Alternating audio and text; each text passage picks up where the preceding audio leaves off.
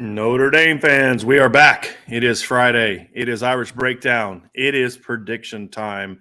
That's Ryan Roberts. I'm Brian Driscoll. And Ryan, man, let's just dive right into this.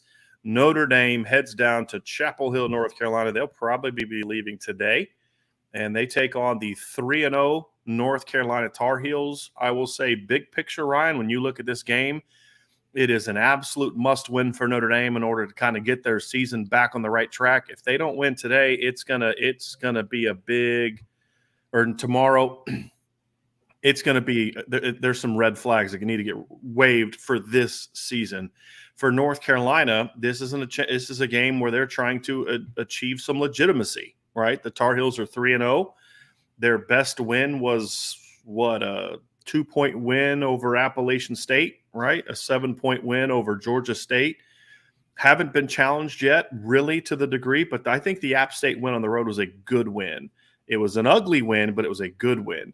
So both teams have a lot at stake, Ryan. But for Notre Dame specifically, this is a game, and we've referred to it as a get-right game for the offense. I think this is for the whole team. This is a get-right game, Ryan. This is the kind of game where if Notre Dame is able to go out and win this game, get a second win on the road, Power 5 victory on the road going into the bye week, the mindset of this team changes a lot, and I think some of the pressure comes off. But the opposite is true. If they go to the bye week and they have to sit for 2 weeks with a loss, getting ready to go out to Vegas and play BYU, you start getting a little bit nervous about the potential wheels falling off. So I do think there's a lot at stake for the Irish on Saturday. The bye week is the biggest key for me, right? It's the fact of where this game lies with what has happened so far.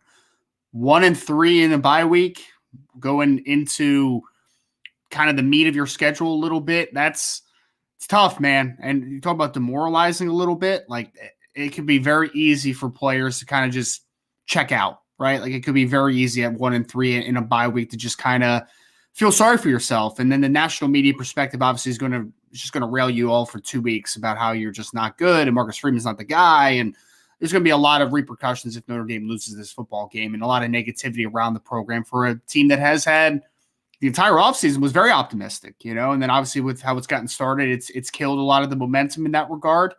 But in the other way, to your point, if you're sitting at 2-2 in the bye week after what you've had to deal with the first couple of games, beating North Carolina, kind of resting a little bit, and then getting a little bit of the energy back, like that would be big time, I think, for this team. Because again, I keep talking about this, and it's definitely not an excuse, because that I have high standards for this team, and I need to see a championship in my lifetime. So there's no excuses, but Notre Dame is a younger team. There is, right? So I think if you win and go into a bye week, I feel like that could kind of boost the energy and the confidence of a younger football team. And I think that could be absolutely vital for this team heading down the stretch.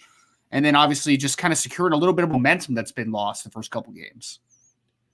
I think it's a young offense, and that's the side of the ball that's been the primary reason for the 1-2 start. I mean, the defense has been far from perfect, but the defense has played well enough for you to be 3-0 right now. Has the defense been great? No. They were great at times against Cal, but not great for 60 minutes against Cal. But I think they played well enough to where you should be undefeated right now. And I think if you bounce back and beat North Carolina on the road, you're 2-2, and now you're just one game off of where most people thought they would be, which is 3-1. And now you can just look at it and say, hey, Marshall, we screwed up. We didn't come to play that day. We didn't do what we needed to do, and we went out and got beat. When that happens, you can kind of point to some similar games for good teams in the past if you can get on a roll. We've talked about Ohio State losing to Virginia Tech in 2014. That was a mediocre Virginia Tech team, better than Marshall, but not a ton better than Marshall. You lost at home by 2 touchdowns. And so we've seen it, but that perspective only becomes a legitimate thing to say if you beat Carolina and go on a win streak. Yep. And that's really the key of it, right? is being able to kind of start getting some W's, getting some momentum. Because I think this team needs confidence in all phases of the game. I think that the combination of I'm going to say this, and I people to let me explain. I think there'd be less questioning and less lack of confidence if the previous coach was here. And what I mean by that is it would be the team would still be kind of being to themselves. Like, we've talked a lot about how under the previous coach, the players felt like they needed to take more ownership of the team because there wasn't a lot of trust there with the staff. And I feel like that would still be the case. There wouldn't be as much questioning, and it would just be like, this is how it's always been. I think because they did put a level of trust in this coaching staff, and it is a new coaching staff, that when things start going south, it can become a lot easier to point fingers. Well, Coach Elson wouldn't have done this, or Coach Alexander wouldn't have done that, or Coach Quinn wouldn't have done this, right? I think it's a lot easier to go down to that trap when you are not having success. And so I think a win in this game squashes all that, in my opinion. And I think that is another reason why this game is so incredibly important. Because, like, hey, guys, we screwed up against Marshall, right? We screwed up. There's no excuses. But, hey, we've righted the ship. Now it's time to let's get healthy in the bye week. Let's practice. Let's work out some things. Let's get where we need to get to, and then let's start rolling. Because if big picture on, if they can win these next two games, Notre Dame will go on a run. Mm-hmm. I mean, these are the two best teams this week, and then the 2 weeks against BYU. It's the two best teams are going to play up until Clemson, right? And so now they can also lose to every team they play except UNLV if they play like they did against Marshall. My point is, in order to beat these next two teams, you have to right the ship and not be doing the things you did that got you beat against Marshall, right? Yes. Now, will they be that team? We do not know. They have a lot to prove. That's why this game is big. But I do feel like in order to do what they need to do to beat North Carolina, they're going to have to right some of the stuff that we've seen the first 3 weeks. That's the big key. I mean, especially on the offensive side of the football, right? I mean, if you're talking about just Brian, like they can't play like they've been playing over the last couple of games and score with North Carolina. Like, it's just impossible, right? Like, that's just not going to happen. So to your point, yeah, you have to right the ship a little bit because you just can't play the style that you've been playing and win this football game, I think, right? Like, right. People are going to point again at hey, you only gave up 21 points to Ohio State. And sure, can Notre Dame limit the impact of North Carolina? But the fact of the matter is that you're going to have to score a little bit. Like, you're going to have to. And score this is a team that's going to force you to get uncomfortable, right? Like, we've talked a lot about that this week with the offensive staff at North Carolina with what they've been doing, right? So that Notre Dame will have to right the ship because they'll have to continue to get better defensively to stop some of these talented playmakers and this really talented quarterback. And offensively, they're going to have to score. You're going to have to. Like, this is not a game that you're going to win most likely 20-17. Like, this is just not that game, in my opinion, right? This is a game where you're going to have to score a lot more than you've been scoring in the last couple games to win this football game. So I agree with you completely in the sense of, like, yeah, definitely. They're definitely going to have to change because they can't play the same style and beat this North Carolina team, in my opinion. Right. So, Ryan, obviously we talked about what a lot is at stake. I think the other thing, too, is if the offense cannot get right in this game, I think more than anything else, that would be the biggest red flag to me. If you cannot get right this game, you have to ask yourself, I don't know when or if it'll happen, right? Like, the offense has played bad the first 3 games. We have seen things we've seen teams in the past kind of come out on one side of the ball early in the season and not play great and then get better. The most recent example that I can think of with Notre Dame, where they actually got good, not just last year where they struggled and it got a lot better later in the year, but last year, even with the early season struggles, they still played really well on offense against Florida State in the opener. There hasn't been a game like that this year. But I go back to the 2018 season when Notre Dame, kind of came out early in the year and really they just weren't real sharp on offense early in the year. They scored 24 points in a win over Michigan. They only had 302 yards of offense. They scored 24 points in a win over an ugly win over Ball State, ran for 117 yards, and then had a 22-17 win over a Vanderbilt team and had 380 yards of offense. And that was a Vanderbilt team that finished the year 6-7. A week later lost by 23 to South Carolina. And then, of course, they make the change of quarterback and from Brandon Wimbush to Ian Book. And then, of course, that sparks them to kind of come out the next 3 weeks and just be on fire offensively. Scored 56 against Wake, 38 against, and went for 550 yards against Stanford. And then, of course, a 45-point outburst against Virginia Tech. So the offense has been worse so far than it was in 2018. And I don't think the breakout will be quite as strong as it was. But if they can have a breakout, get into the 30 points against North Carolina, you at least start to build some momentum to get this group going, because I don't care what anybody says. This is a group that, to me, should be a lot better than it is. A lot better than it is. I'm watching Tennessee score 50-plus points a game with Hendon Hooker and Cedric Tillman, and I'm thinking, is the talent there that much better at the skill positions in the offensive line? And is a quarterback really that much of a difference between 18 points a game and 52 points a game? I just don't think that it is. I think it's about mindset. It's about scheme. It's about teaching. It's about play calling. It's about building around the talent you have. And so I just want to see this team start to do that and get them. And look, Ryan, if they're doing the things schematically that they need to do, and they're asking Lorenzo Styles to do things that he's good at, and asking Braden Lindsey to do things he's good at, and same thing with Tobias and Jaden Thomas and the other tight ends and Chris Tyree and Audric Estime, and they're still not that good, then we can say, you know what? There's a talent problem. We've seen it now. The problem that we've had in Notre Dame in past years, and the problem that we're having now, is they're not doing those things. We know what Braden Lindsey's good at, and they're not asking him or not letting him do those things.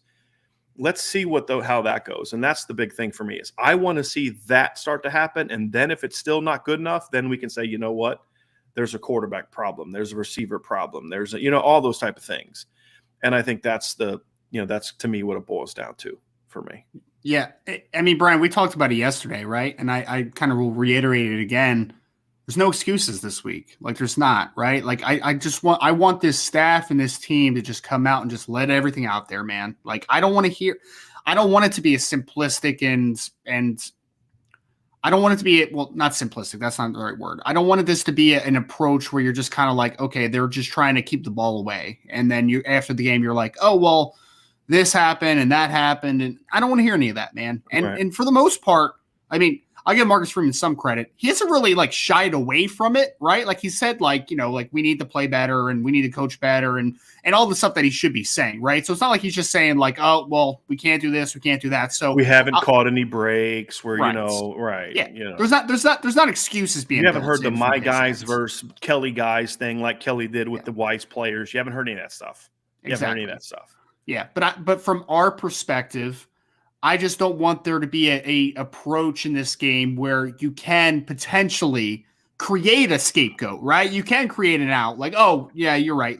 This guy and that guy and whatever. I don't want there to be an excuse this week. I just want them to be aggressive, let it all out there. And if Notre Dame loses, Notre Dame loses. But at least at that point, I'll have a much better understanding of what this team is. I will 100%, like you said, you'll know if it's a talent problem. You'll know if it's a coaching problem. You'll know if it's a scheme problem, whatever. You'll know the exact answers, because I think there's been points like first game with Tommy, everyone wanted to talk about, right? Not a well-called game. I agree. Last game, I think some players didn't make plays, if I'm being completely honest. I don't think it was all coaching last game. So I want to know. I thought the coaching was actually pretty decent last game, game plan-wise and play calling-wise. I mean, it wasn't exactly how I would have done it, but it was – there was opportunities there for a lot more. Agreed. And there was, 100%. And there was adjustments that were made in that game, which give you hope. I mean, against Marshall, how many guys were open, man? It wasn't like it was just this scared, conservative team. There were shots taken in Marshall. Yeah. So there's been spurts of questionable coaching. There's been spurts of players not making plays. But regardless, I don't want there to be any excuses from the coaching side of things, I guess is my main takeaway, right? I don't want it to say oh, Tommy's limiting this offense. I want everything to open up from a team perspective, really. And I want to know exactly if this is a team issue, this is a player issue, this is a coaching issue. I want to have a full scope understanding, because we are week 4 now, right? We're 4 games in. We should start to get a much deeper understanding of just what this team is ultimately. So Ryan, when we look at this game, let's kind of dive into how we see it playing out right? And then kind of end with your prediction. So I'll let you kind of start off. Yep. Because I think what we're going to do today with the predictions is I'm going to tell you what I'm going to do. And then Ryan, if you're on the same page with me, you can. One of the most troubling things for me, Ryan, right now in evaluating this team is I can't really point to certain things to say, hey, you know what? Like, you can hang your hat on this, and if you fix this, then it'll be fine. You can defensively, but offensively, it's just there's a lot more concerns for me because it's not just about changing the scheme. There's a psyche problem on this offense. There is a confidence problem on this offense. There are a lot of things that are harder to fix, and I don't know if the people there are capable of doing it. We'll have to find out. So, but what I'm doing today with my prediction is I'm going with what should happen, not so much what I think will happen, because I have no clue what's going to happen. I have a very hard time getting a read on this football team because I just don't know mentally and emotionally where they're going to be. Because we've seen them up for the Cal game emotionally and mentally, some up for the Ohio State game mentally and emotionally, down for the Marshall game. Okay, was that just because the Ohio State let down? Is this team just very inconsistent from an emotional standpoint? I don't know, because we're still so new into this coaching staff's tenure together.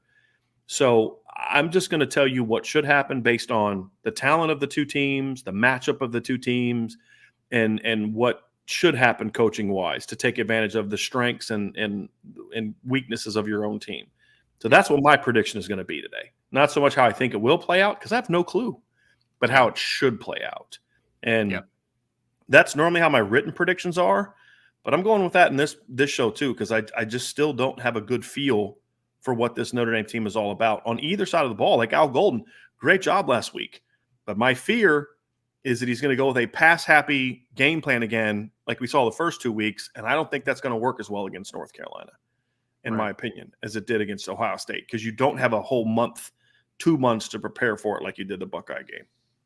Yeah, I agree. So, I mean, I took it from the same vantage point too, right? Like my prediction is also based upon how I think it should come, how it should play out. And that's what I did last week too against Cal. And me and you were both pretty close to the Cal score, right? Like at least in the ballpark. Yeah, you were a little closer than I was. Yeah. But, no, what was you said 27-13. I was 27-13, or 14. Yeah, one of those. I was 20-16, so kind of like right in the middle of those two is kind of how the game played out. But last week I predicted how I thought the game would go, and that's pretty much how it went. But I just Cal was a much easier team to predict because of the matchup. North Carolina is a lot tougher to predict, in my opinion. So I'm going to go with something different in this game. Yeah, because I mean, for North Carolina, they are also a little bit of a question mark, right? Sure. Like, because they are a very talented team. I don't think anybody would doubt that part of it. It's just you haven't seen it against a great team yet, right? So and you mentioned like they won against 7 against Georgia State, right? And they almost gave up a comeback to Appalachian State. So it's not like they've just been like this dominating 50-something to 10 victory every single week. Like they're averaging 51 points, but they're also giving up 37 points a game, right? Over 37 a game. So there's a lot of question marks here. How I kind of see it playing out personally is this is more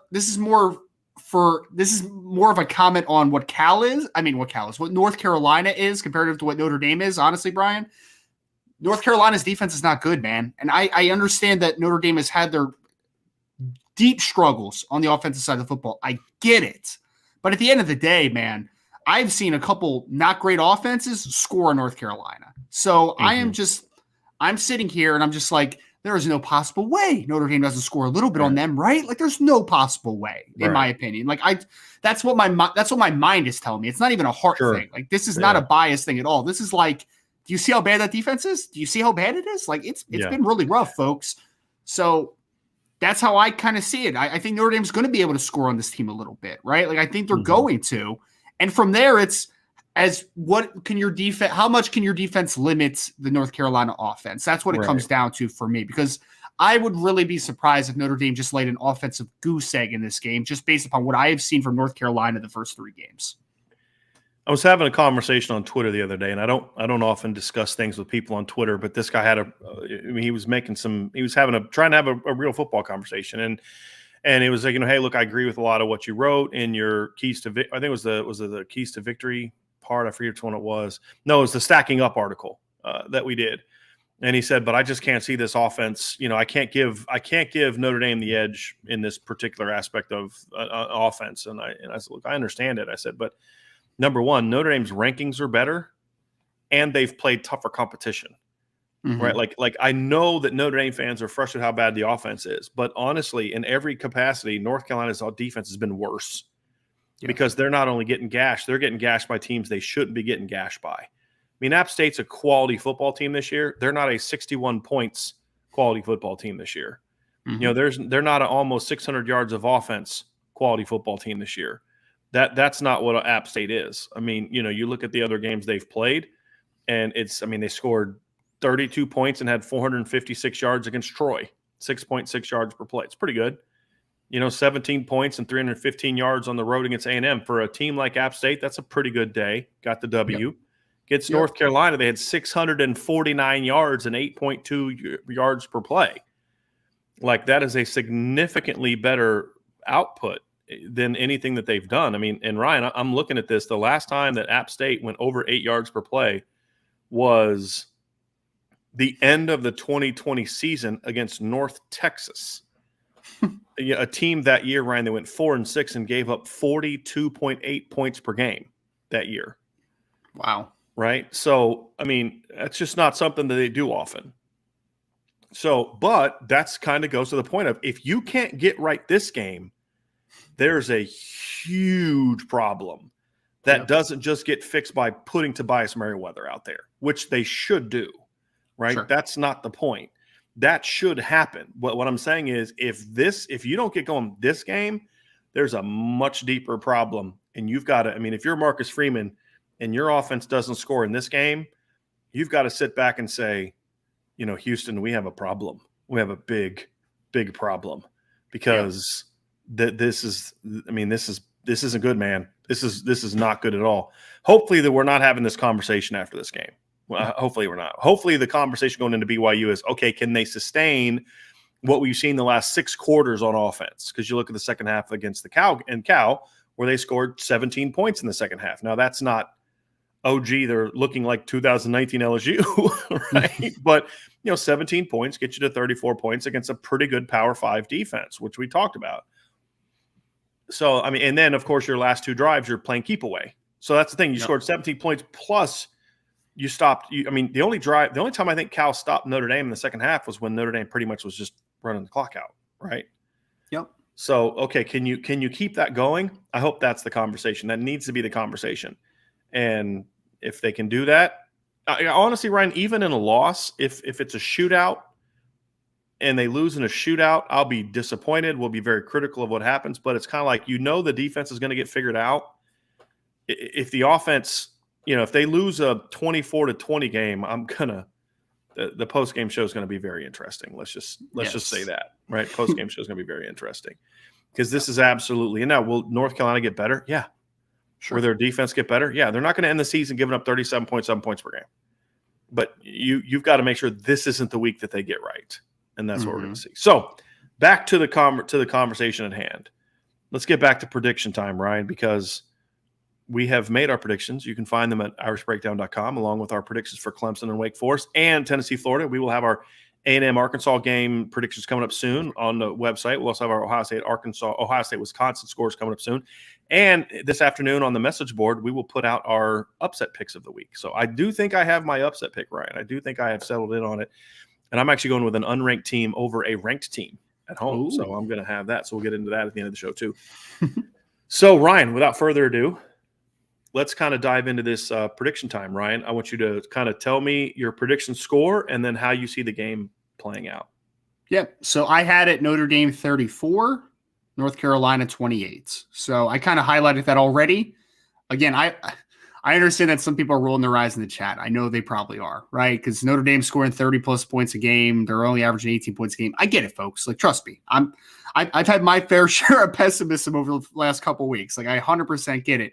But the point of the matter is, again, I think this says more about North Carolina than it does about Notre Dame. I think Notre Dame could have a very average to okay offensive day in potentially score 30 points because I don't think North Carolina's defense is good at all. I just don't think it is, right? Yeah. So Notre Dame, I think, is going to get it right in the direction, right? Like, I don't think it's going to be beautiful at all times, but I do think that they're going to do enough to get into the 30s. And the defense, again, like North Carolina's offenses look stellar, but they haven't played a great defense up to this point. The best defense they played is App State, and App State's defense has, in my opinion, 2 quality players on it, if we're being completely honest with ourselves, right? So 28 points, I think, is still a solid number for them because I think they're going to score some points. Like, you're not going to shut out this team. You're not going to win 34-10. They're going to be able to score a little bit with you. But I think that Notre Dame is going to have enough at the end of the day. So 34-28, Notre Dame goes into the bye week 2-2.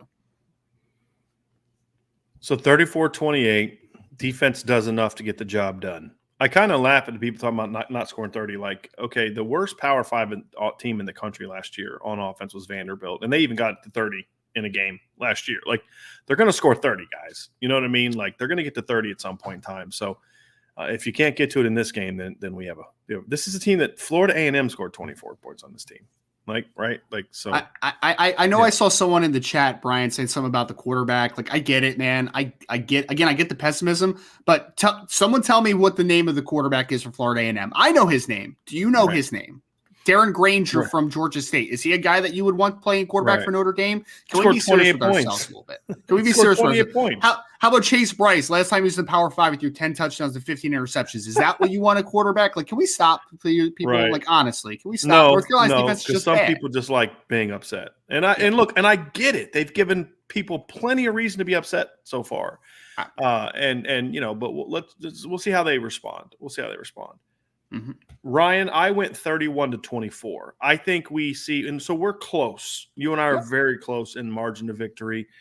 I actually think the defense will make more stops in this game. I think that, and my 24 comes from, I think what they're, I kind of have a 2-point conversion in there, so I kind of have, I'm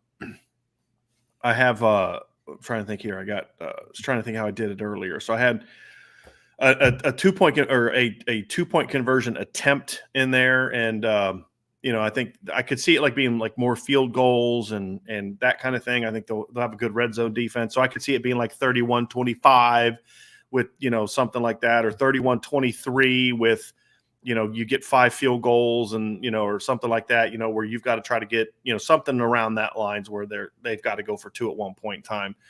But I see it being a 31-24 game is about the range I see it. I think that Notre Dame will I think they're going to come out. They should. Again, this is more of what I think should happen. I think they will come out and play well early on offense. I think they'll run the ball effectively. I don't think they're ever going to have like this big, this offense has arrived moment.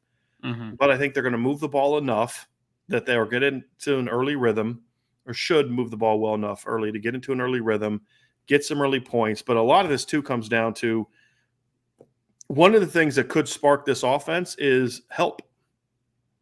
A strip sack that gives them the ball at the 25-yard line.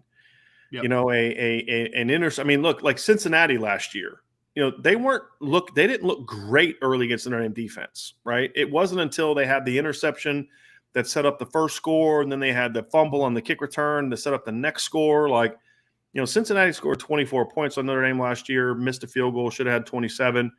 But like 10 of their points came off of their defense setting up scores, right? So like I see something like that right now. That's kind of how I see it playing out. I see that them getting a little bit of help. I think the big thing for me is you've gone 3 games without a turnover, and this isn't even about North Carolina. It's just that just doesn't happen in football. I mean, you just don't see that, not from a defense of the quality of Notre Dame's. And so I do think that there's going to be turnovers in this game that is going to help the Notre Dame offense. I don't think it's going to be a light the world on fire. Okay, now this is the group we've been waiting to see all year. I think they'll do enough to kind of feel like, okay, there's still some adjustments to make, and they can build on this in the bye week and then hopefully be ready to go play BYU. But I think it'll be enough. But I also think that they're going to capitalize on some good defense from the Notre Dame side of things to help get them some scores. And I think they'll win 31-24. I think it'll be a game that if I'm right on the turnovers, I think it's a game that Notre Dame has a lead and then Carolina charges back. Is kind of how I see it going. At least that's kind of how I hope it is. Because if it comes out to where, like, I don't know if this team is capable of doing what the 2020 team did, which is fall behind early. You know, like Notre Dame got the ball first, went negative, had negative yards, punted, Carolina scored. Then Notre Dame offense came right back and scored. And then Carolina went down and scored, and then Notre Dame, you know, kind of came back and scored. And I don't know if this offense is capable of that early tit for tat. That's my biggest concern to this game. It's fallen too far behind because, you know, I don't know if this team – I just think the confidence of this team then just starts to plummet, and then you see them start to press, and that's when Notre Dame makes mistakes. So I think the defense has to come out early. I think they will. I think the offense will come out and run the football and, you know, hit a shot or two. I do think we're going to see them hit a shot or two early, at least take a shot or two early. I hope that we see that, and then that's how I see Notre Dame kind of rolling in this game. That's how I see it kind of going. So I hope that's how it goes. Yeah, it's a good point, though, Brian. I do think that Notre Dame needs to play from ahead in this game, right? Like, I think they need to kind of control the pace, because if you get into a game where North Carolina is just kind of opening things up in the second half and coming from behind, or you have to match 1-for-1 in each drive against them, then I don't think that plays into your favor. But if Notre Dame comes out and has a solid opening couple drives or a solid first half, and then they're kind of just pacing from ahead, I think that they defensively will have enough to kind of hold them down. But I think they have to play from in front a little bit. And we'll see if they're capable of that, right? And we'll see how the defense handles that. I mean, that's something the defense, you know, the defense did that against Ohio State for the most part. You know, if the defense is able to kind of have the early success against North Carolina they did against Ohio State, hopefully better play for the defensive line. That's going to be a big key. But if they're able to do that, then, you know, you feel better about them being able to distance themselves a little bit. You know, this is not a defense as good as Ohio State's. And Ohio State has a much better improved defense this year. I don't think they're quite as good as the way Notre Dame made them look, in my opinion. But, you know, it's definitely an improved defense. Jim Knowles is doing a good job. But the point I'm making is this is a much more vulnerable defense. I mean, Ohio State's defense last year was significantly better than the defense that North Carolina has right now. You know, and so, yeah, that's kind of where I'm at for this game, Ryan. Yep. So we have Notre Dame winning and going into the bye week with a 2-2 record. Let me ask you this, Ryan, before we move on to predictions for the other games, and then we will address the Elijah Page situation in the mailbag. So we'll discuss that. We will have a mailbag after the prediction. So if you have your questions, get them in now. We're going to do a full show today. As long as y'all have questions that you want us to answer, we'll answer them. And then I'm going to finish packing and hit the road and start heading down to Chapel Hill. So, Ryan, I want to ask you this. Do you think it matters how they win for Notre Dame to kind of go into the bye week with the kind of confidence that the ship gets fully righted? Or do you think it has to happen on the heels, so to speak, of Notre Dame's offense showing – like, does the Notre Dame offense have to go into the bye week having earned – its own defense's trust and respect for this thing to get really rolling? I have an opinion on this. Yes. I want to give you a chance to answer it first. Yeah, I lean towards the latter 100%. I think that, look, there's a possibility where you just kind of stifle North Carolina's offense a little bit, not fully, obviously, because they're a talented team, and you could win an ugly game, right? Like, there's a possibility of that, Brian. But, like, I wouldn't feel better personally because, one, again, I just keep coming back to this, North Carolina's defense is bad, right? Mm-hmm. So the biggest thing that has been so frustrating is the offensive performance from the Notre Dame side of things. So if they come out of this game and they win an ugly game where the offense just does not look like it's in sync, it's not improved at all, then I feel better because they won a football game against a team that I consider a good team, at least a talented team. But if they have a bad offensive performance, then I don't think you can say they are close to righting the ship or heading in the right direction, because that's been the biggest question mark so far. And you're going to get into these games, probably against Clemson, definitely against USC, where your offense needs to play well. Like, It just needs to, right? So I think I would call it bittersweet, because at the end of the day, a win is all that matters. But to your question of would I feel better about the trajectory of the ship getting righted, I would say no, because I need Notre Dame to have a good offensive performance here. Yes. They have to be able to show that they have a pulse offensively. And with all due respect, I mean, for me, Ryan, and I'm not trying to take a shot at Notre Dame or the offensive staff or anything like that, but when we're talking about how happy we are about a game in which they had 24 points and 297 yards of offense as being a coming out party, or 147 rushing yards as the run game got going, that's a big problem, right? Like, and to your point, it can't be that, in my opinion. It can't just be that your defense, like, could Notre Dame win this game, to your point, where their defense just overwhelms North Carolina and it's a lot like 2017 and they win 20-17 or 24-17? Sure. Possible. I mean, I think this defense has a chance to be every bit as good as the 2020 defense, if not better as a whole. There's no Jeremiah Owusu-Koramoah on this group, but there's a chance as a whole for it to be better. And so for me, Ryan, to your point, they could get a win against North Carolina that way, but I'm going to get really nervous about some of the teams that they're going to play down the road. And so if they win this game ugly, where I'll feel good, I was like, okay, they're definitely going to be a bowl team for sure now if they win, even if it's an ugly win, because you're 2-2, and if you win ugly enough to beat Cal and in North Carolina on the road, you're going to be able to win ugly enough to beat Stanford at home, UNLV at home, Navy at home, Boston College at home, and probably Syracuse on the road, probably. Yeah. Right. But that's not the given it should have been early in the year. So you're talking about potentially 7-5 with most likely losses to BYU, because I think BYU is better than North Carolina as a whole team, because their defense is a lot better. You're talking about a loss to Clemson. You're talking about a loss to USC. So you're talking about a 7-5 season. If they can come out of this game and the offense really takes it to Carolina, which to me means you get it right around their scoring average, if not higher than their defensive scoring average. Yeah. And the defense just has a good day, then I'll say, okay, I think they've figured it out. I think they're going to build on last week's win this week, and now this team's got a chance to roll going into the Clemson game. So I do think that I try not to overreact to smaller sample sizes, but I think that's where we are when you're 1-2. When you're 1-2 at a loss to Marshall, that's where you have to be, because I think this team is in a really fragile place right now. Yes. That how they play this game is going to have a big impact on their faith in each other, their trust in their other. I see if Notre Dame doesn't win this game, I see a fracture coming between the offensive side of the ball and the defensive side of the ball, more so the defensive side of the ball with the offensive side of the ball. I think there comes a lack of faith in the staff, especially on the offensive side of the ball. I see it creating a lot more issues if they're not able to win this game. And I don't care how they win. They need a win to really get this thing going. The quality of the win, to me, will determine just how much this team springboards off of this. That's my take on that. Yep, I agree with you there. So, Ryan, let's get into some other college football games. There is a big game in the SEC, and I feel like I'm back in high school and college again this weekend. Because there is a big game in the SEC East that doesn't involve Georgia, and it actually involves Tennessee, which is a little crazy to say because Tennessee has not been good in a while. But it is number 11 Tennessee hosts number 20 Florida. This is the CBS game. When I was growing up, I grew up in the Spurrier-Fulmer era of the 90s, right, where they had some great battles. I still remember the year I think it was at Florida.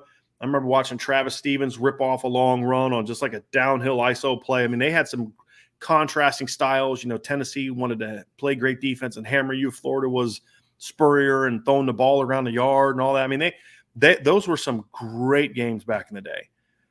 Well, they haven't been that good lately. Florida's had some good years. Tennessee's had a couple okay years.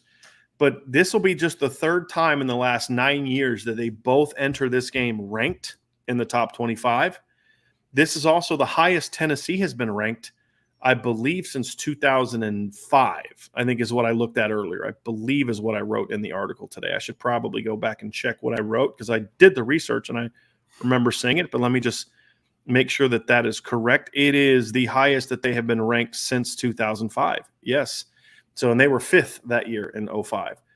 So, Brian, this is a big one because the winner of this is now in a battle with Kentucky for that who is going to challenge Georgia, right? Yep.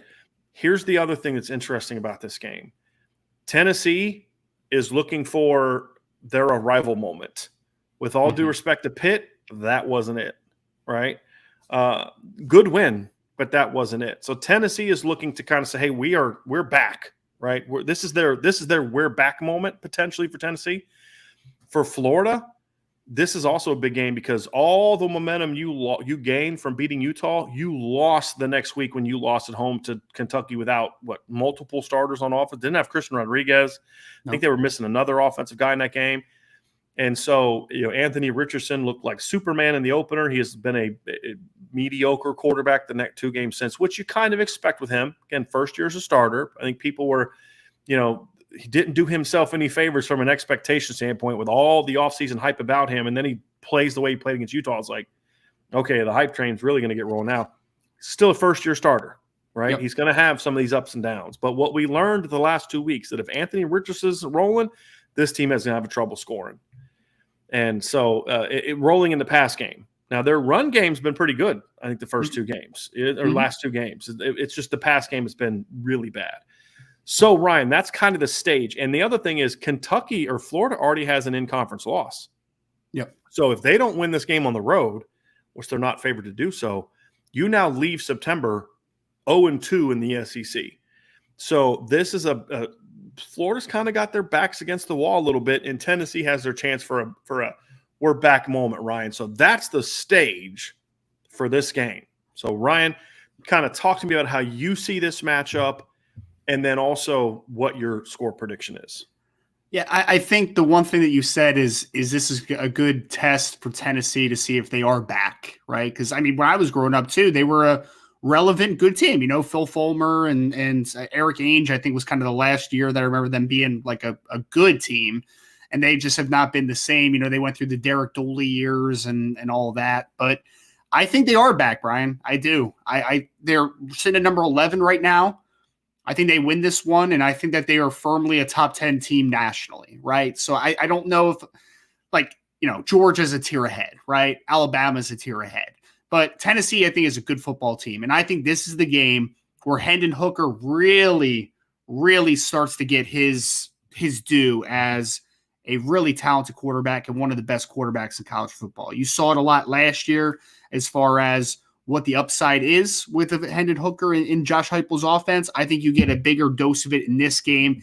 And I'm a little cold on Florida right now, man. I was excited about what Anthony Richardson could be from a talent level perspective, especially after the Utah game, but they had the shit to right in their own right. And right now it just does not look good. They did nothing to change my opinion last week in a very ugly victory against an inferior opponent. So I'm taking Tennessee 37, Florida 28. Big day for Hendon Hooker in this game.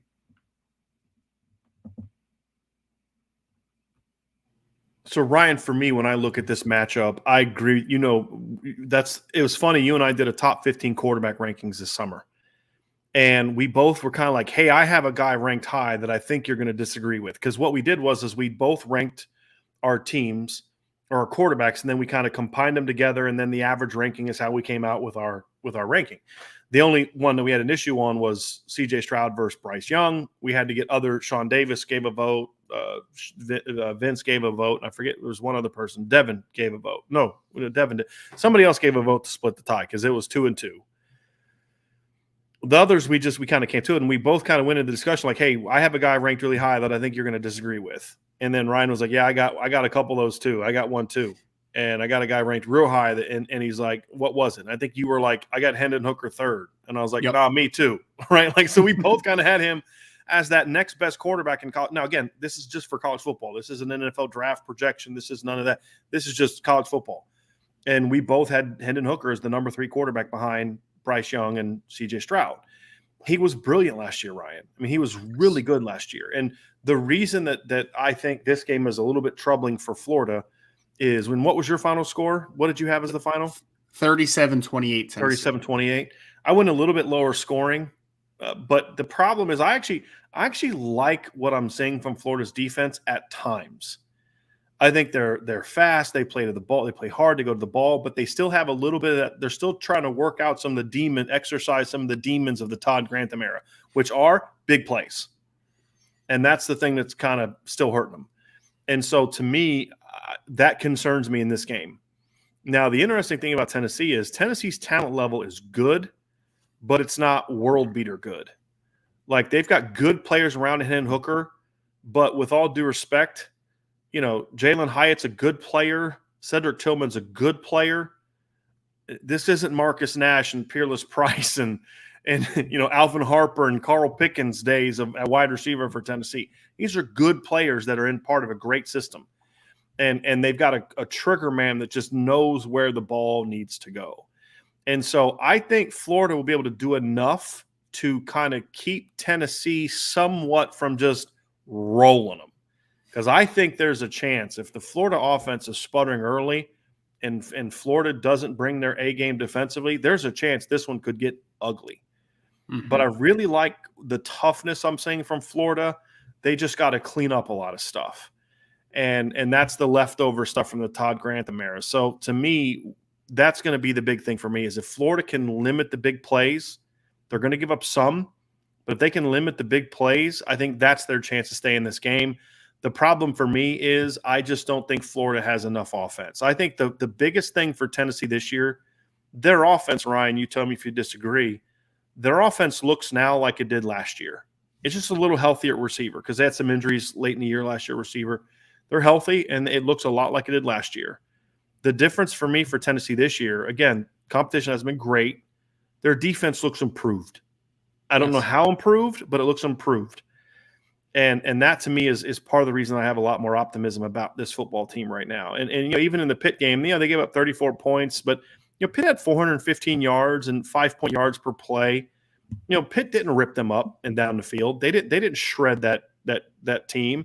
And so, I look at it and I see a team that to me has a chance to kind of go out and continue getting better on defense. Their rush defense, it's kind of funny. You watch them the first week, they couldn't, talking about Pitt, they couldn't stop the run. The second week against Tennessee, they did a better job against the run, but they couldn't stop Hendon Hooker.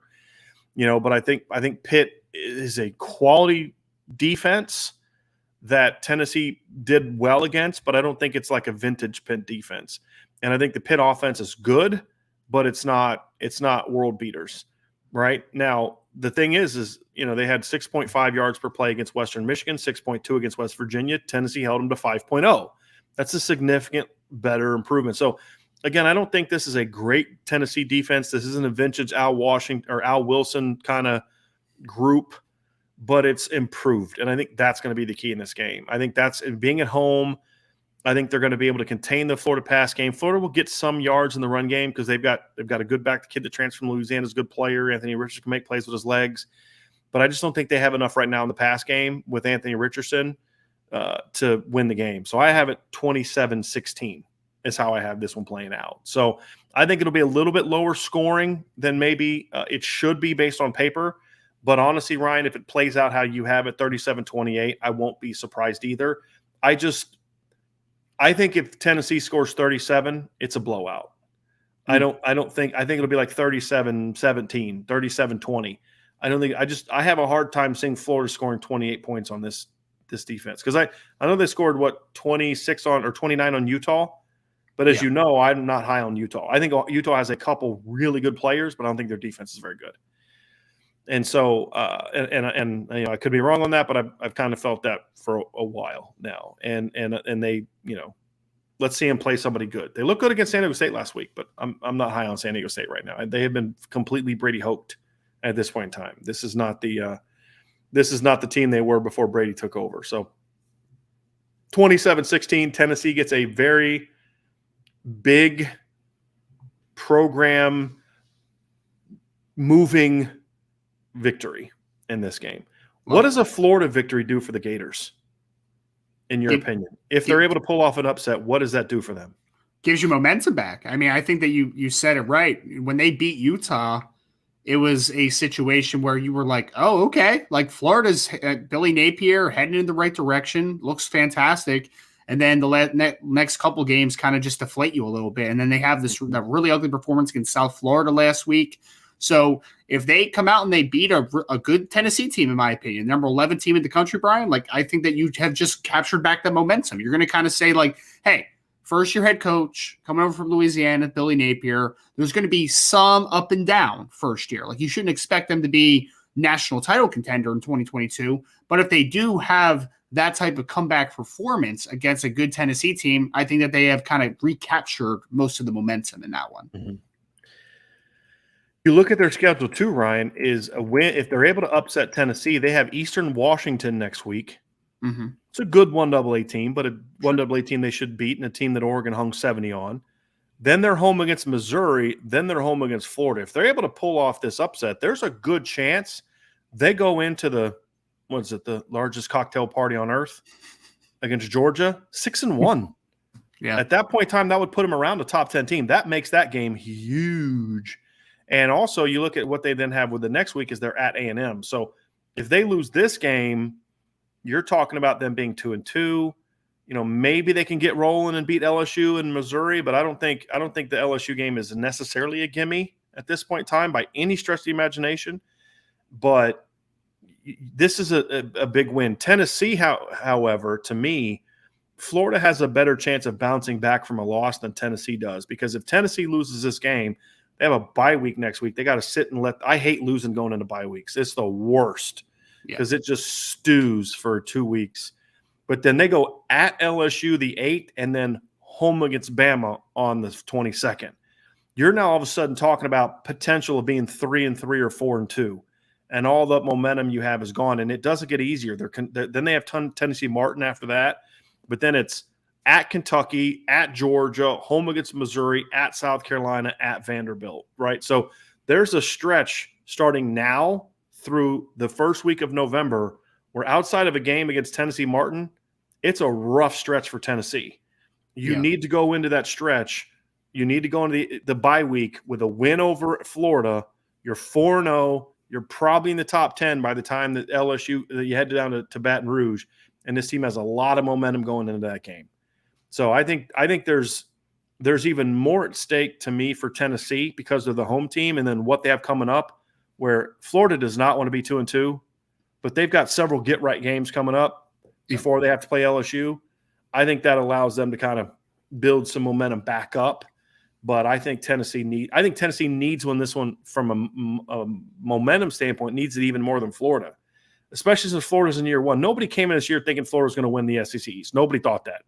You just fired a coach. I mean, it's different than Notre Dame situation because Notre Dame didn't fire a coach. The guy left. Yep. Florida fired a coach because they coming off of a bad year. Mm-hmm. So I think people understand. Hey, you're on the road. As long as you're competitive, I think Florida fans most likely will be not happy about a loss, but like, okay, we battled. We're getting there. Let's go win the next couple. Yep. I think Tennessee can't afford to lose this game at home, in my opinion, Ryan. They really can't.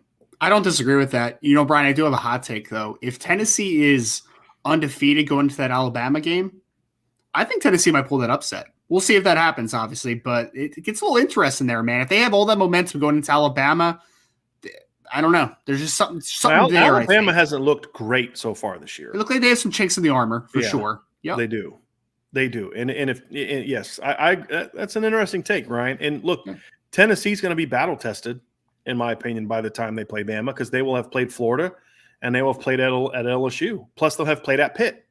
And that's 3 games against quality competition. Not great competition, but quality competition. So you're correct. It's going to be very interesting. And then my question about Bama is, they're going to have a really tough couple games coming up, physically tough games. I don't know if they'll be tough from a score standpoint, but physically tough games. You play Arkansas and Texas A&M coming into that Tennessee game, the 2 weeks before that Tennessee game. Arkansas is not a fun team to play, man. Even if you beat them, they're going to run the football. They're going to play good defense. And I'll say this about A&M. A&M's not very good right now, but they are playing hard. Sure. Right? There is no lack of physicality with the Aggies right now. There's a lack of offensive skill talent and a lack of creativity at the offensive coordinator / head coach.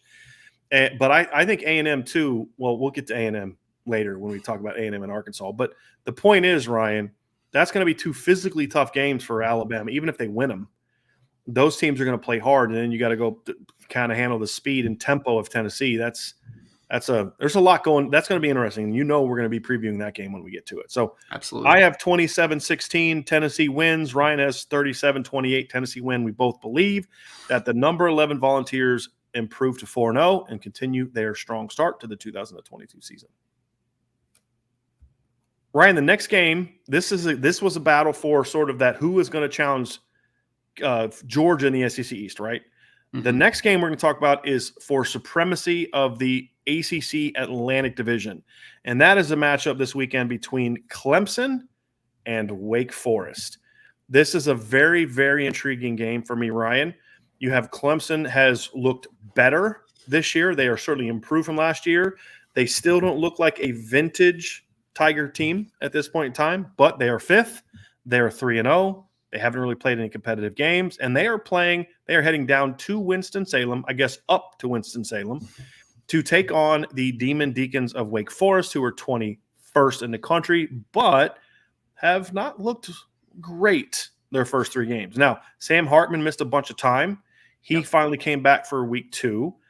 They got a W. Obviously, Wake Forest hasn't exactly played in typical Wake Forest fashion. Has not played a gangbusters non-conference schedule. They played VMI in the opener, won 44-10, beat Vanderbilt 45-25 in Sam Hartman's first game back. And then last week at home, beat Liberty 37-36. The defense for Wake Forest looks to be a problem. The offense is still trying to get its rhythm back with Sam Hartman missing so much time. Clemson, on the other hand, I think that their victory over last week over Louisiana Tech, Ryan, correct me if you disagree with this, it was not as impressive looking as the 48-20 score to me. They piled it on really second half. Georgia Tech is the same way. It's 41-10. If you watched that game, it was a much more competitive game for quite a while than 41-10, 35-12 over Furman. So Clemson has looked better, but still not vintage Clemson. So this is an interesting game. And Ryan, the part of this that's really fascinating is Dave Clawson's done a phenomenal job building Wake Forest up. But they have not beat Clemson in a very long time, very long time.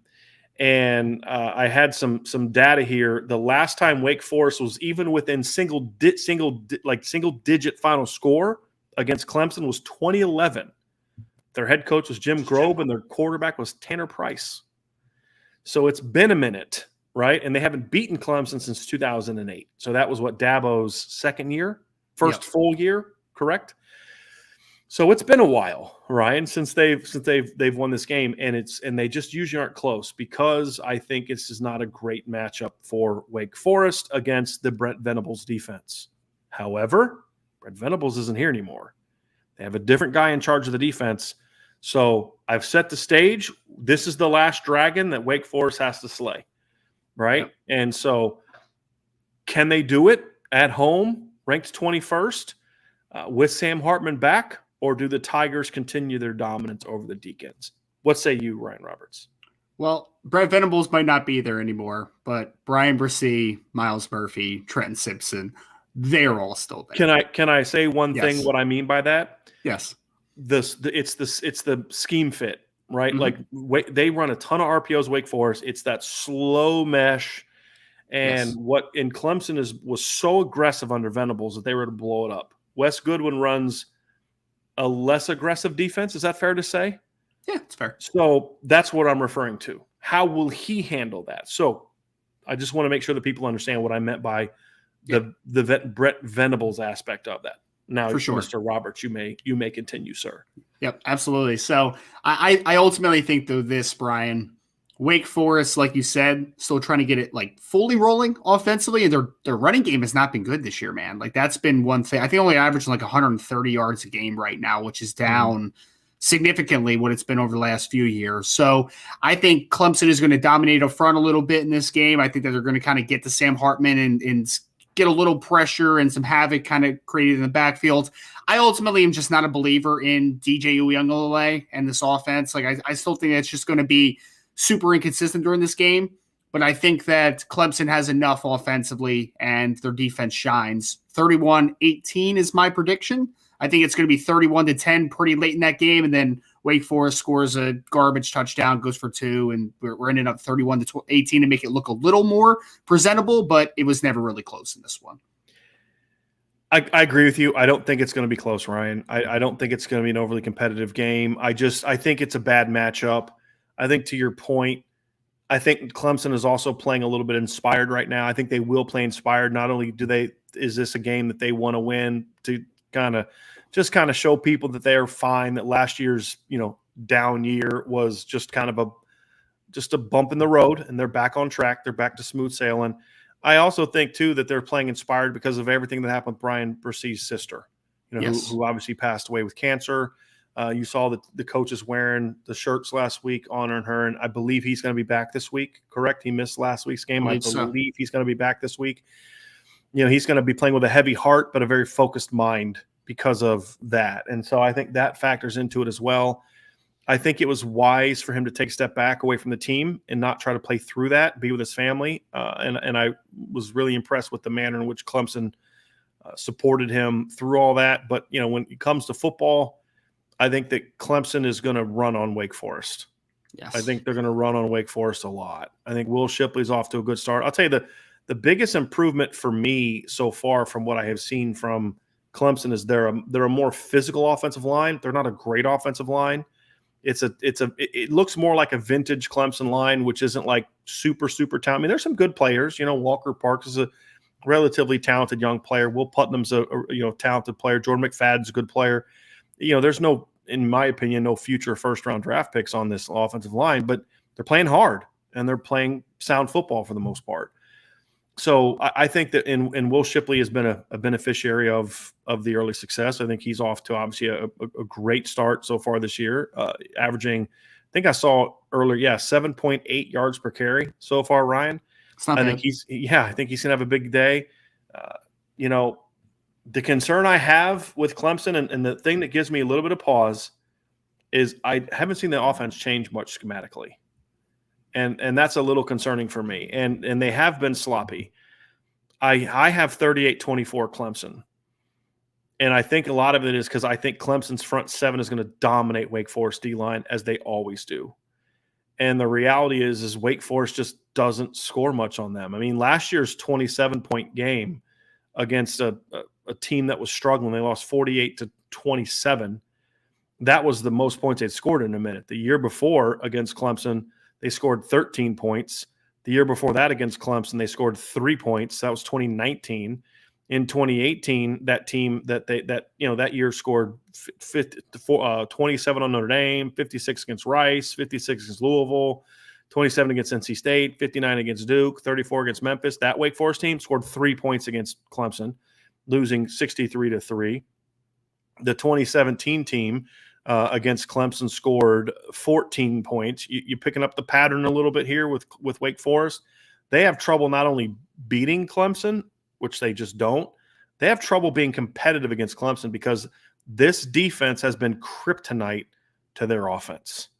And it doesn't matter how good it is. It's been kryptonite to this offense. And I haven't seen anything that makes me change because the biggest concern I have about this team, Ryan, they don't run the ball very well. And the thing that's helped Wake Forest in the past is when they've had a good ground attack is when they've been really dangerous on offense. And I just don't think this team runs the ball well. And they've never been like a heavy run team, like yardage wise, but there have been some years for that. But this team just is not an overly effective ground attack. And they weren't an overly effective ground attack last year, Ryan, and they averaged 3.98 yards per carry. This year, even against a schedule that so far has been VMI, Vanderbilt, and Liberty, this Clemson offense this Wake Forest offense is averaging 3.59 yards per rush. They ran for 21 yards on 26 carries against Liberty. That's a problem. And I just don't think they're able to score enough. So I have it 38-24, and I think Wake scores late to make it 38-24. I think that the defense and by the way, in the first two games, Liberty gave up 252 rushing yards to Southern Miss and 241 rushing yards to UAB. Just pointing that out real quick. So, I think for me, Ryan, I think that's where I'm at. I see it being a game that is just not competitive. I think Wake Forest cannot change who they are because that's what works for them against everybody else. Yep. But who they are is just not going to work against Clemson until they just get way better players, and that's just not realistic there either. I just think this is their lot in life. Yep. To be really good and improved and, an 8 to 10 win team in most years that just can't beat Clemson. It just kind of how I see it. So that's my prediction for this game. Do you think what is the path to Wake Forest winning this game? Is it just DJ having a rough game and then forcing turnovers? I mean, I think that's really going to have to be it, right? I think that there just has to be a dramatic difference between the two quarterbacks, right? Like I think that Hartman has to get on to a really strong start. Maybe they get a couple early touchdowns, and then you have to have DJ come from behind. Like I really don't see a reality where I don't want to say there's no reality because anything could happen in college football, but I would just be hard pressed to see a path for Wake Forest to win in this one. But I would say, Brian, like the biggest difference would have to be Sam Hartman has to be like sensational and DJ has to be bad, right? Like there has to be a huge gap between these quarterbacks for them to have a chance, in my opinion. Right. Which is possible. It's possible. It's possible. Yeah. Sure. I think it would have to be that plus turnovers. I think Wake's going to need short fields to put up enough points to beat Clemson. Because the thing about this Clemson team too, Ryan, that's a little different than last year's team is this year's, again, they're not a light the world on fire rushing attack. I mean, they ran for 119 yards against Wake Forest. Against Georgia Tech, and 147 against Furman. Now, it was only on 28 attempts, 5.3 yards per carry. They looked a lot better against Louisiana Tech, but this was a run game that largely struggled last year. But it was a ground game that got rolling against Wake Forest. And I think that's the thing that's hurt them is what he has not been able to do, Dave Clawson, for all the good things he's been able to do. He has not been able to get their offense and defense on the same page. There has been years where their offense is really good and their defense is really bad. And then there's years when their defense has been much improved and their offense has been bad. And that's been the struggle. So if with Mike Elko, the last 2 years with Mike Elko held limited teams to 24.6 points per game in 2015. And then they held teams to 22.2 points per game in 2016. That was a really good job. And then we did a great job defensively. And, part of the struggles they had is they gave up 44 points to Lamar Jackson, and they gave up 35 points to Deshaun Watson. But for most of the year, they were pretty good that year. And then, of course, that allowed him to spring into getting the Notre Dame job. But those 2 years, Ryan, they averaged 17.4 points per game and 20.4 points per game. Yeah. So it's like, okay, then the next year they come out and they jump all the way up to 35 points per game, which if you were scoring that many points a game with Mike Elko as your defensive coordinator, you'd have won 10-plus games. Then the next year they're up to 32.8 points per game, but they gave up 33.3 points per game. Then they're at 31.8 points per game, but they're giving up 29.1 points per game. Then they jump up to 36 points per game in 2020, but they're giving up 32.8. Then last year they jumped all the way up to 41 points a game. They gave up 28.9. And it's just been strange that they have not been able to get those two units on the same page. There's been years where the defense has been really good, but the point is when you go back and look at that 2016 defense at Wake Forest, they had pros on that team, Ryan. Yes. Legitimate pros on that 2016 defense. You had obviously Jesse Bates has been a really good player. Duke Ejiofor was a really good player. I thought Thomas Brown was an NFL caliber player. I thought Markel Lee was a borderline NFL. I think he got drafted, didn't he? I think so. Or was it the year before they got drafted? I think he got drafted by the Raiders, Lee, if I remember correctly. So that team had some good football players on it, right? Elko had Justin Strnad early in his tenure. He was part of that group back then, and so they had a couple legitimate NFL type of players. They don't have that now, and that's been a big problem for them too. I don't see and then a couple years before that, early in Elko's tenure, that Kevin was a quarterback. Johnson. Yes, Kevin Johnson was the first-round draft pick. I don't see that from this current group, and I think that's going to be a big problem against Clemson. Clemson can just out-talent them in this game. I agree, and I think that's a bit of an issue. So, Ryan, let's get into this next matchup. This is a very intriguing matchup. We're going to break down the Arkansas Texas A&M game. And Texas A&M has had a wild couple of weeks, Ryan, a very wild couple of weeks. You went from, you pick Haynes King as your quarterback, which I think we could discuss that being an issue, for old Jimbo. But then they come out, they make the decision late in the week to go to Max Johnson. This is a week after they get beat by Appalachian State. They didn't look overly impressive in the Sam Houston State game either, but they come out last week against Miami. A lot of people picked against Miami or against Texas A&M last week. I believe in the Irish Breakdown pick'em, there were only 2 people, I think, of the 6 staff members that picked A&M last week. I believe there was only 2, and it was you and I. So most people picked Miami. Now, for me, Ryan, that had as much to do with not being sold that Miami was fully back as it was A&M. So I'm looking at this now. So you all, 3 of our staff members picked A&M because Sean Stiers also picked A&M to beat Miami 24-20. What I did not expect to happen was for it to be 17-9. I also feel like Miami missed some opportunities in that game. So A&M's defense played well. Miami missed some opportunities, but they got the job done, and that is the key. Arkansas, so A&M is a ugly 2-1 right now, but they're 2-1 and they have a win over a ranked team. Arkansas right now is 3-0 and have looked better, but I don't. They don't look to be the same team on defense this year so far, Ryan, and that's kind of been a concern for me. But Arkansas's 3-0.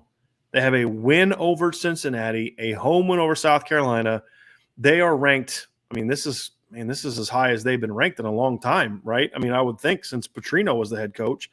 And they showed me a little bit of grit last week too, Ryan. They fall behind, what was it, like 17-7 at one point in time to Missouri State, where their former coach is. He coaches there now. They battled back and won going away, but they are now all the way up to 10th in the rankings. They traveled to number 23 A&M. This is a lot like the Tennessee-Florida game that we previewed earlier. An upstart team in the second year of a new coaching regime with an opportunity to have sort of that we're back moment type of game. A&M is a lot like Florida. They have a bad loss in week 2 that they've got to overcome. This is their chance to right the ship and get things back going. So very similar to the Florida-Tennessee matchup, Ryan, and a battle for who is going to be the team to challenge Bama in the West. I think that is ultimately what's at stake here. I would argue these are the 2 teams that have the best shot at that. Arkansas, I think, right now probably has the best shot at that, at least the way the teams have played the first 3 weeks. Can they go on the road? Can they beat – actually, it's not on the road. It's in Texas, but it's not in College Station. It's going to be in Arlington. Can they go down into Texas and do what they did to A&M last year, which is win convincingly, or does A&M bounce back and get their season back on track ahead of their matchup next week against Bama? So this is Arkansas has Bama next week. A&M will have Bama shortly after, the week after. So these 2 teams both have Bama coming up. For Tennessee, for A&M, it's at Mississippi State, then at Bama. If they lose this game and fall to 2-2, it could get very interesting. If they win, then now the preseason hype starts to come back. So Ryan Roberts, that's the setting of this stage. How do you see this game playing out? What are the aspects of this game that you think are important? All that good stuff. And then, of course, Ryan, what is your prediction for this game? Well, Brian, last week, man, Texas A&M had a nice victory over Miami, like you kind of illustrated, right? 17-9 offense. Devin Achane came to play for Texas A&M. He had a nice football game, but Max Johnson wasn't great in his first start. I expect him to be a little bit better in this game, but ultimately, I'm just not a believer in Texas A&M. So after a big win last week, I don't think they're going to get 2 in a row. And that I'm pretty high on Arkansas. Like, I think that Arkansas is trending in a great direction. I've talked a lot about Sam Pittman, what he's been able to do with that program. I think that this is a game where Max Johnson still has a very up and down performance. Texas A&M just kind of looks unsettled on offense at points. I have it 28-16 Arkansas. I think the big difference in the game is going to be the legs of KJ Jefferson and Raheem Rocket Sanders at running back. I think they're going to wear down this Texas A&M defense a little bit. We saw KJ open it up a little bit last week out of necessity against Missouri State, and he did a nice job. But I think this week they get back to their real identity. Sam Pittman, that offensive line, Ricky Stromberg, Dalton Wagner, all those dudes up front with the running game. Texas A&M is just a little bit tougher, a little bit more of a consistent football team in this regard. So I have Arkansas 28, Texas A&M 16. It's a really interesting take, Ryan, and I could see a lot of it happening. I do. Mm-hmm. I don't know what it is. I just feel like, and I'm not high on A&M either, to be honest with you, and I don't feel great about what I'm about to say, but I do think that they win this game. I do. I think that a couple reasons why. I think their defense matches up a lot better against A&M or against Arkansas than some of the teams that Arkansas has played before. I think a team that wants to just come and run at Arkansas or at A&M is not going to have the same level of success as a team that's a little bit more balanced, right? And I think A&M looked really good against Miami last week. Now, again, Miami didn't have their best receiver, but that guy's not so good that they would have scored 30 but got held to 9 without him, right? He's not that type of player. But when I look at Arkansas, they have been incredibly balanced so far. Incredibly balanced. Their run game has been lights out.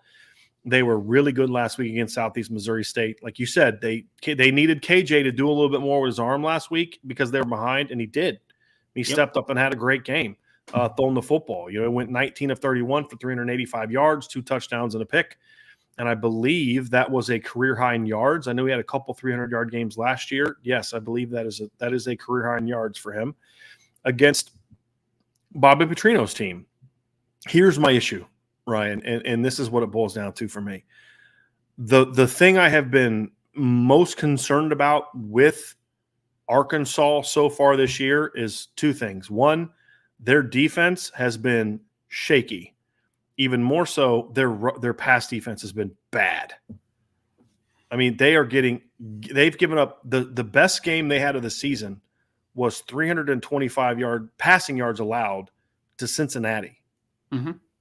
I mean, you know, so you look at Cincinnati, they're replacing Michael Young, they're replacing Alec Pierce, they're replacing Jerome Ford, they're replacing Desmond Ridder, and what do? They come out and rip Arkansas up in the pass game, 325 yards. And then it's gotten worse. You know, at least they created a little bit of inefficiency with Cincinnati in the pass game. So that really is a concern for me. And I look at Texas A&M. They're not a vintage passing team, Ryan. I mean, this isn't like they're going to go out there and rip people. But as you mentioned, they did start to they did make a couple big plays in the pass game last week, right? Their receivers are looking like they've got some weapons. You've got the freshman Evan Stewart looks good. Aeneas Smith obviously looks good. The run game got going a little bit last week, which had been not great the first couple weeks. Again, it wasn't like world beater. They're kind of like Notre Dame. Like, hey, they broke out, and what'd they do? Well, they had 124 yards against Miami and 3.9 yards per carry, right? I mean, it's like, oh, that's the breakout, huh? Well, yeah. When you went for 110 against Sam Houston and 89 against App State, that's a problem. And that's why initially I had Arkansas winning this game, because A&M can't run on them. But then the more I studied Arkansas, you're like, man, they are really struggling with their pass defense. And so the combination of, I think A&M's defense is built for games like this against Arkansas, and the fact that I do think Arkansas A&M is going to be better throwing the football this week because, again, I have a lot more faith in Max Johnson. The interesting thing is Max Johnson in the last 2 years only threw 6 passes, and that was off the bench against Arkansas. So in his 2 years previous to LSU, he never started against Arkansas. So this is his first time seeing them, but also their first time seeing him, really. So I just feel like this is a game that A&M is going to kind of win the battle. I have it being a lower scoring game. I have it being a 24-20 game. I think Max Johnson is going to kind of do this week what I thought he was going to do last week, which is bring the team from behind. The way I predicted last week's game was I think Miami's going to jump out early. They're going to bench Haynes King.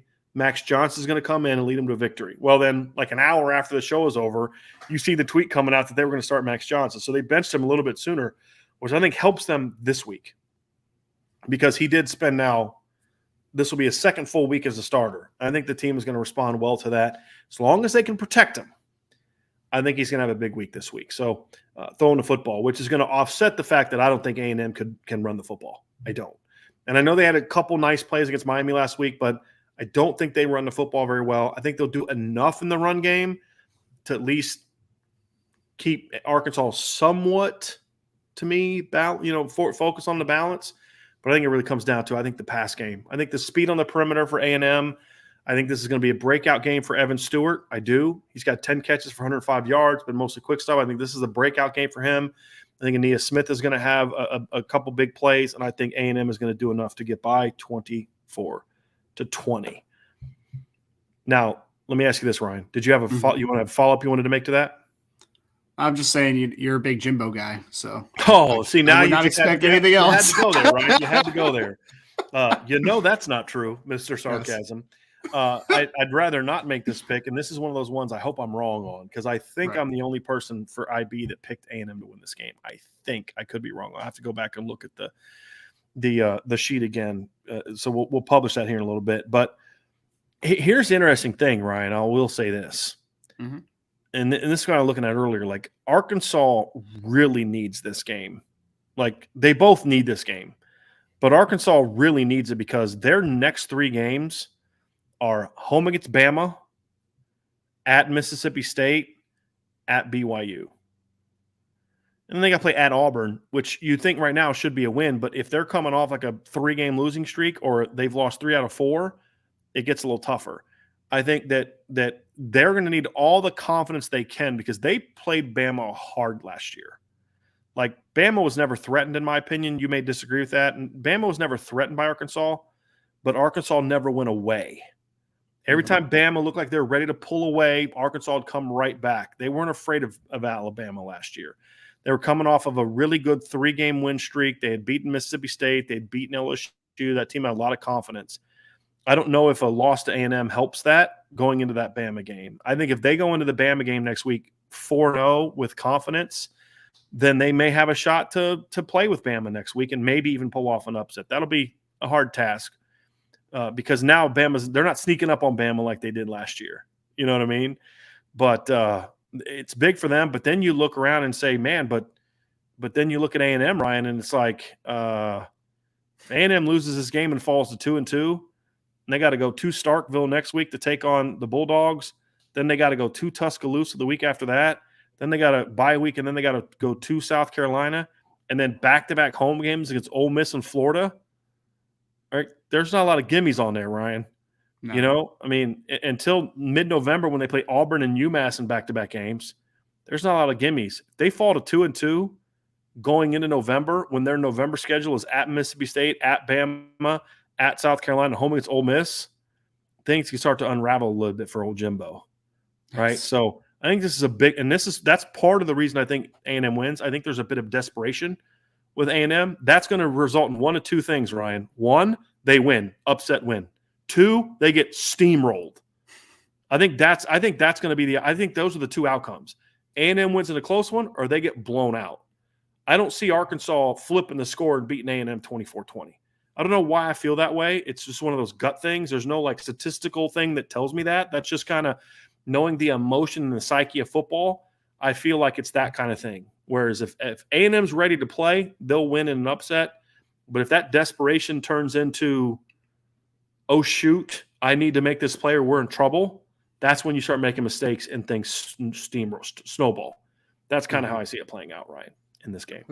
Yeah, it's going to be interesting, man, because like you said, this is going to kind of set the table for a lot of movement for both teams. Like just something about Arkansas, man. Like I know they had kind of a down game against Missouri State that they were able to win at the end, but it's just something different that feels about that team, man. Like I don't know what it is about Sam Pittman, the running game, Rocket Sanders, like just something feels different about them. And again, not saying they're a national title contender. I'm not going to that far, but just really love the trajectory of the Arkansas program. I think that Sam Pittman has just done an incredible job. And honestly, like every time I get a chance to talk about Sam Pittman, I'd like to do it just because I was wrong about that hire. I was so wrong, and he has done just a tremendous job. So hats off to Arkansas, what they're doing. Yeah, it's a great find. I kind of chuckled at that hire because you just see a lot of former offensive line coaches getting hired as head coaches. You just don't see that very often. And I just kind of chuckled. I was like, okay, whatever you say, Arkansas. Like, you went from Bobby Petrino to, like, this guy basically. Like, it wasn't the direct path, but that's, last time they were good, it was Bobby Petrino to this. Like, okay, whatever you say. So but man, he's done a great job. He's recruiting well. They play with, what it is about Arkansas, man? They have fun playing football, and they play with a lot of confidence. Yep. A lot of confidence. And here's the thing, their skill level's not great, especially on defense. I mean, so I'm like, man, if he can keep recruiting like this, man, they could be really scary in a couple years, and they're pretty good now. So, and this is a game for them that's a lot like the Tennessee game for them, right? Like, this is their, hey, we're no joke, right? We're no joke. Yeah, we beat South Carolina and Cincinnati, who lost all their players, but hey, we just beat A&M because we are back to being, we're back to being that Southwest Conference version of Arkansas, right? That Lou Holtz version of Arkansas, right? That's what they're trying to get back to. So last game we're going to preview, Ryan, is the Ohio State-Wisconsin game. This is a game where we'll spend a little bit of time on this, not a ton, Ryan, because I think of all the games we previewed this weekend, this one to me is the biggest mismatch on paper. I'll just say this. Wisconsin right now is 2-1. They are, not an impressive 2-1 in my opinion. You can tell me if you disagree with this. They have not really played anybody so far. They beat Illinois State 38-0, coming off of a 66-7 win over New Mexico State. Sandwiched in between that, a 17-14 loss to Washington State. Yes. Now they got to travel to Columbus to take on the Buckeyes. Ryan, if I'm a Wisconsin fan, I don't feel super great about this game. But they are running the football much better right now than they did a year ago, at least early in the season, I should say, a year ago. Jes Malusi and Braylon Allen are going for they've already rushed for about 500 yards this year through 3 games. Again, a couple of basically New Mexico State's basically an FCS team, if we're being honest about it, right? Mm-hmm. So how do you see this playing out? I think the defense for Wisconsin so far has been good this year, but obviously Ohio State is and they haven't allowed more than 253 yards in a game. Can you imagine that? Could you imagine giving up 253 yards of offense and losing at home? Could not. Yikes. Okay. Anyway, run defense for Wisconsin has been pretty good so far this year. Pass defense has been pretty good so far this year, but this is a different test than what they faced so far, Ryan. Talk to me about this game. Yeah, I think before I start, I might have to put Archer in timeout so he doesn't hear me talking good about Ohio State for a couple minutes if I can. But, like you said, man, I just think ultimately, look, this is what I expect from Wisconsin. Braylon Allen's a beast. Ches Malusi's a good running back. They are always going to play good, sound, fundamental defense. They're going to get the most out of their players, right?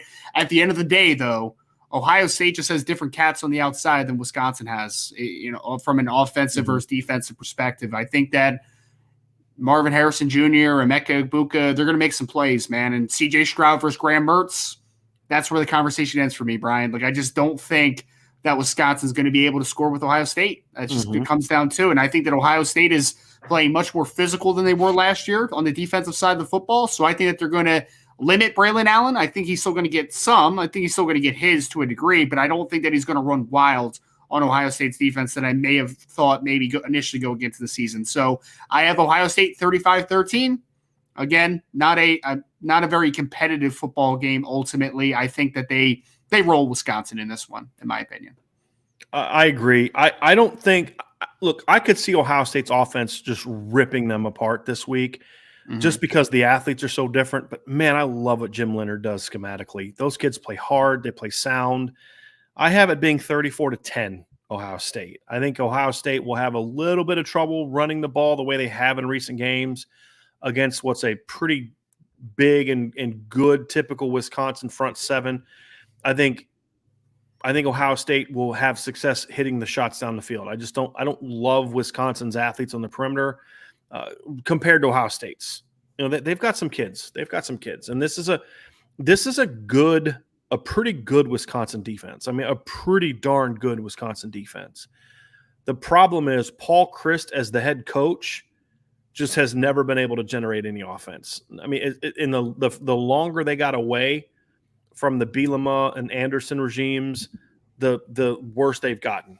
I mean, there are not a lot of teams, in my opinion, and you talk about inflated stats, 39.3 points per game. That no. When you've played New Mexico State and Illinois State, you should be averaging more than 39.3 points per game.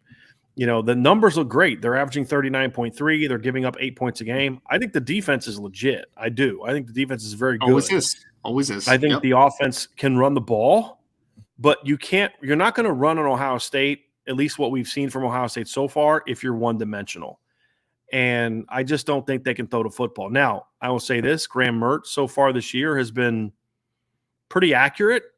On the season, when you look at just the numbers, 71% completion, 11.2 yards per attempt, looks great, right? I mean, those great numbers. Problem is, he was at 58.1% against the only real team he's played all year, 227 yards, 7.3 yards per attempt, 2 touchdowns and 1 interception. That was against Washington State. He's a fraud, man. He's a fraud. Right. I mean, he ripped apart Illinois State, 14 of 16 for 219 yards and a touchdown, QB rating of 223.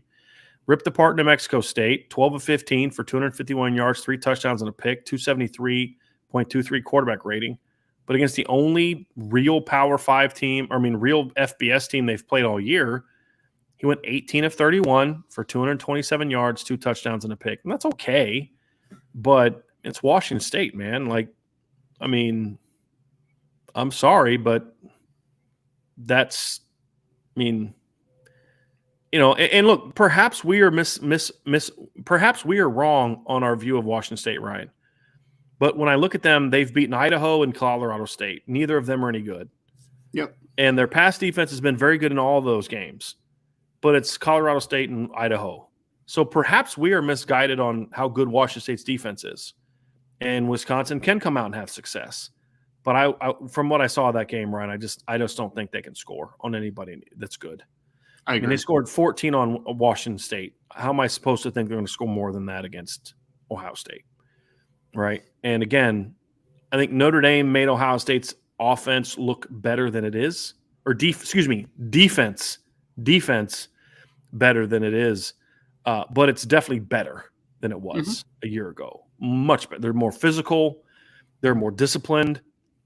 I think that their lack of top level talent in the secondary compared to past years has been evident this year. The problem is, Ryan, teams have not been able to really exploit that because their pass rush has been a lot better this year.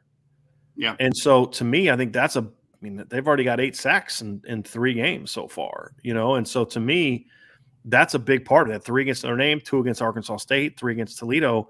There have been guys getting open on their secondary, but they haven't been getting the time to hit those throws. So I think overall, Ohio State's better on defense, and I don't think that Wisconsin's going to be able to run on them the way that they would need to really be in this game. I agree. I don't see it. It. So 34-10 for me. Yeah, I think we're on the same wavelength, Brian. Like that Braylon Allen kid is a monster, right? But I think that it's just Wisconsin just doesn't have the athletes outside that's going to kind of balance and take some emphasis off of them. So I think he'll get some yardage, but I just don't think it's going to be enough. Right. So we see this, Ryan. Ohio State, we both have winning. You were 35-13. Is that what you had? Yes, 35-13. I'm 34-10. So we see this one. This is the closest of the games we've picked today that we have seen. So, Ryan, last segment before we go on to the mailbag, but before we transition, I do want to say this.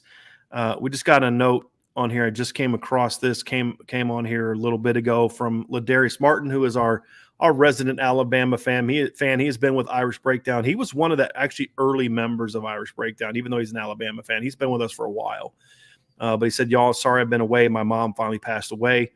Just keep me in y'all's prayers, and I promise I'll be back in the chat soon. Thanks, Irish Nation. So for those who don't know, Ladarius' mom has been sick for a while now, and hopefully that she's now at peace and with her Savior. But I know this has been a tough road for Ladarius for a while. So you are certainly in our prayers, buddy. And a lot of people in Irish Breakdown Nation have been praying for you. Notre Dame Nation have been praying for you, and we'll be here when you get back, man. No doubt about it. So we'll just take care of your family, buddy, and we'll be here when you get back. So, Ryan, before we transition to the mailbag, I do want to do our upset picks this week. And we'll post that on the message board here later today with all the staff picks. But we didn't post it yet because I hadn't gotten to mine yet. But beginning of the show, I was looking through it and I had settled it down to 4 or 5 games, and I finally picked mine. But I'm going to give you a chance first to talk about your upset game this week, why you picked it, and then if there's any other games that you considered for this week's upset picks. So why don't you go ahead and kick us off? This was actually a difficult week for me to pick an upset, if I'm being honest, Brian. Because the parameters that we put is that you have to be a certain amount favored. Either an unranked team beats a ranked team, or a team that's at least a 6-point underdog. That's the parameters of it. Yeah, and I just did not love any of the ranked versus unranked ones for an upset personally, but I ended up going with Kansas, who is a 7.5-point favorite over Duke. It is at Kansas. I think Duke's going to come out, and I think they're going to win this football game, man. I love a lot of what Lance Leopold is doing at Kansas. I mean, they have a chance to go 4-0 the first time since 2009. I heard that a stat this morning. And, I mean, they've done a great job with Jalen Daniels at quarterback. Devin Neal's a good football player. They got a couple decent defensive players. The safety Lee's a good football player. Lonnie Phelps, transfer from Miami, Ohio, is a good football player. And their defensive line had 3 sacks in their opener. A lot of good stuff in Kansas. I just ultimately have been pretty excited also what Duke has been doing this year. I mean, Riley Leonard, this sophomore quarterback. I mean, Brian, I think we were texting about him like the first game of the season. I'm Temple. Like, yeah. I was like, dude, who the heck is Riley Leonard?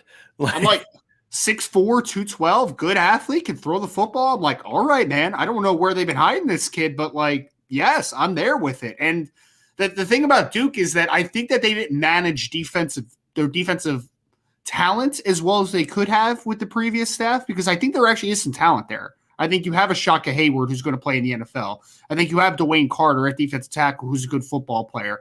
I think Duke is going to be a pretty sneaky, solid football team this year. You know, they're going to take a step forward, I think, first year under Mike Elko. So I had Duke going to Kansas, 7.5-point underdogs, and beating them 27-21 in my prediction.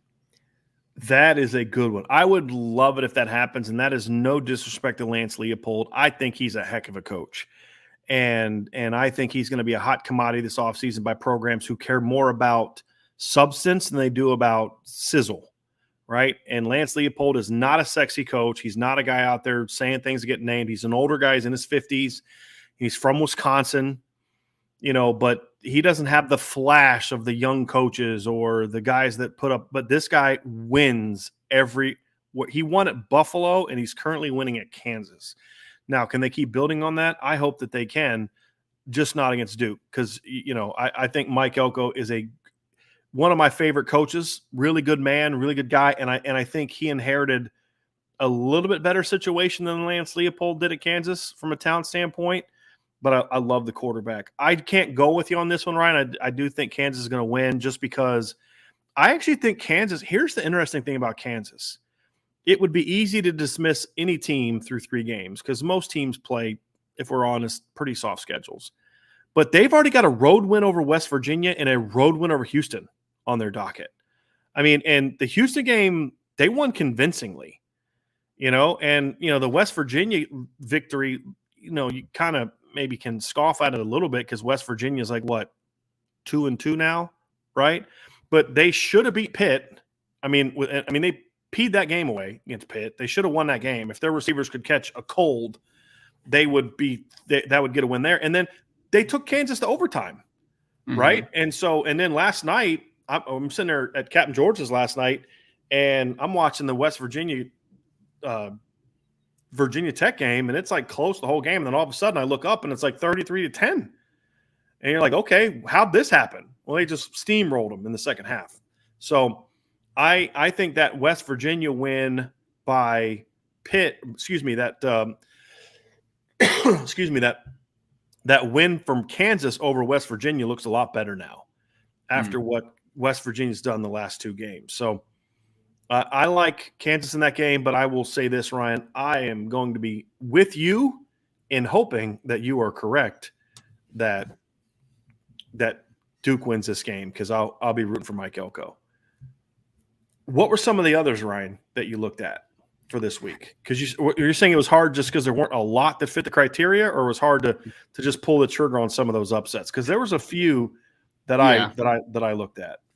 There was just one that I wasn't confident in pulling the trigger with, if I'm being honest. Like the one game that my heart is telling me, but my mind would not get there, was USC losing to Oregon State. That was the one where I was looking at, but I just ultimately could not quite pull the trigger. That probably would have been my pick if it wasn't for the Kansas Duke game, though. Yeah. So where's that game at? It's at Oregon State, right? It's in Corvallis, yeah. And they've had some success. We're going to find out a lot about both of those teams this weekend. Sure. We will. Hang on one second, Ryan.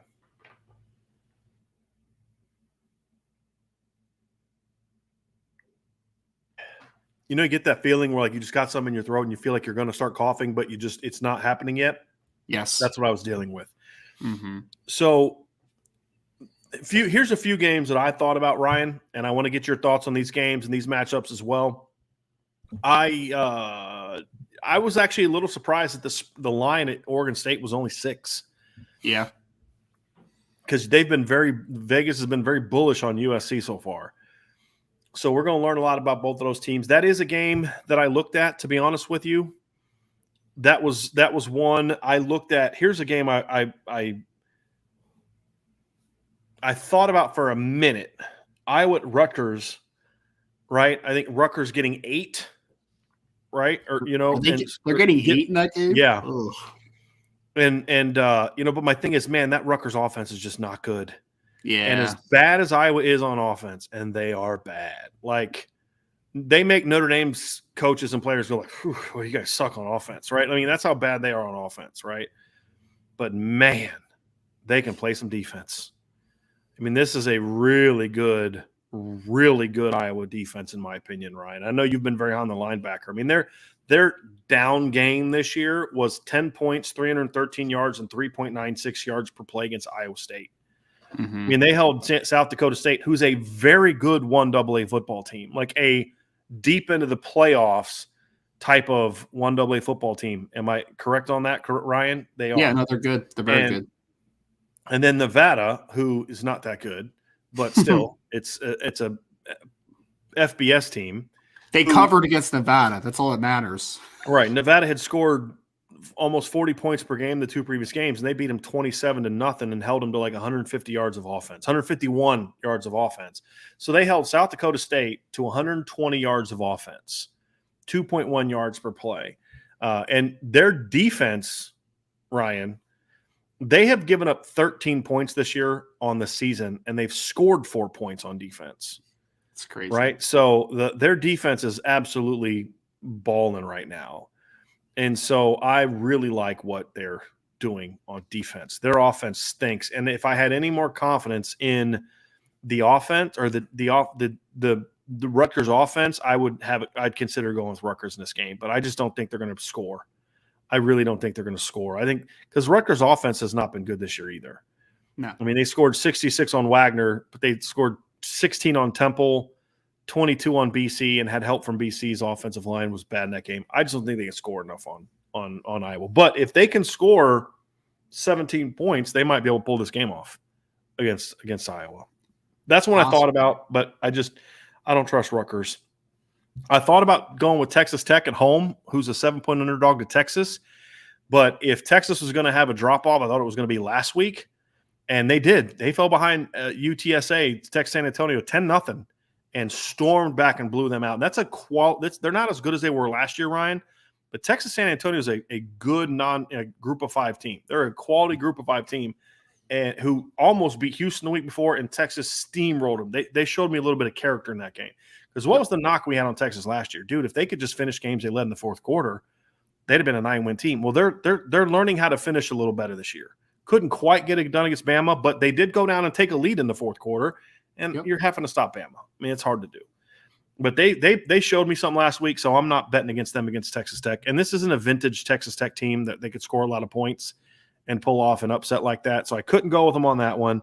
I thought about Washington State at home against Oregon, getting 6.5, because I like Bo Nix more than you, but the one thing that we agree on about Bo Nix is 1 week he looks like a world beater, and the next week he looks like this kid shouldn't be on scholarship somewhere.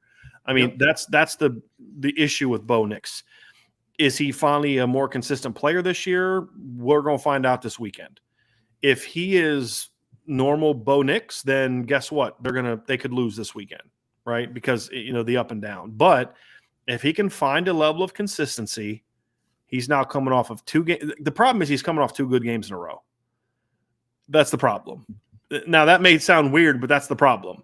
Did you just use Bo Nix and inconsistent in the same sentence? Well, I mean, that's been his thing. I mean, that's been the thing throughout his career. Is if we're being honest and objective, is the kid doesn't lack for ability. He's got some ability. I never thought he was a 5-star quarterback. I never thought he was that talented. I think it's that's the name and all that. He's a good play. He's a good talent.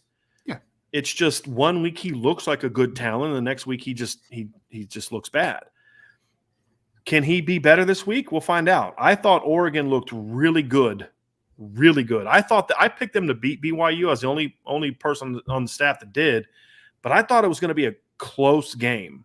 Yeah, I did not see them throttling BYU, and that ultimately is why I couldn't pick them to lose to Washington State. But that's one that I have on my radar as a potential upset pick, Ryan. Duke, Kansas, I looked at for a minute, but I just like what Kansas is doing. So here's where I settled in. You have Baylor going on the road, number 17 Baylor, going to Ames, Iowa, to take on the 3-0 Cyclones. And, Ryan, if this isn't when Matt Campbell's at his most dangerous, right? It's Matt Campbell's dangerous when nobody thinks his team is going to be good. They did not handle the expectations of last year well at all. At all. Greatly underachieved last year. But now it's back to nobody expects anything of them. And they're not going to be good. They lost too much talent, all that kind of stuff. I like what they've done so far this year. Nice gritted out a road win over Iowa. They dominated Southeast Missouri State, and they dominated Ohio University. Now, again, neither of those teams are necessarily really good, but Southeast Missouri State's a decent FCS team, but they handled their business, did what they're supposed to do against a team like that, and actually I'm thinking of Southwest Missouri State. Southeast Missouri State's not a very good football team. But they dominated. They went out last week against Ohio U, did what they're supposed to do, beat Ohio U 43-10.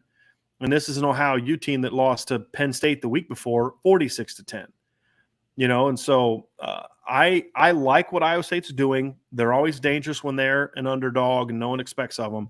And I'm just not in love with Baylor, Ryan. I'm really not. I think the fact that they're still ranked after 3 games says so much about Dave Aranda, right? Because, I mean, the reason they're so ranked is because expectations were so high.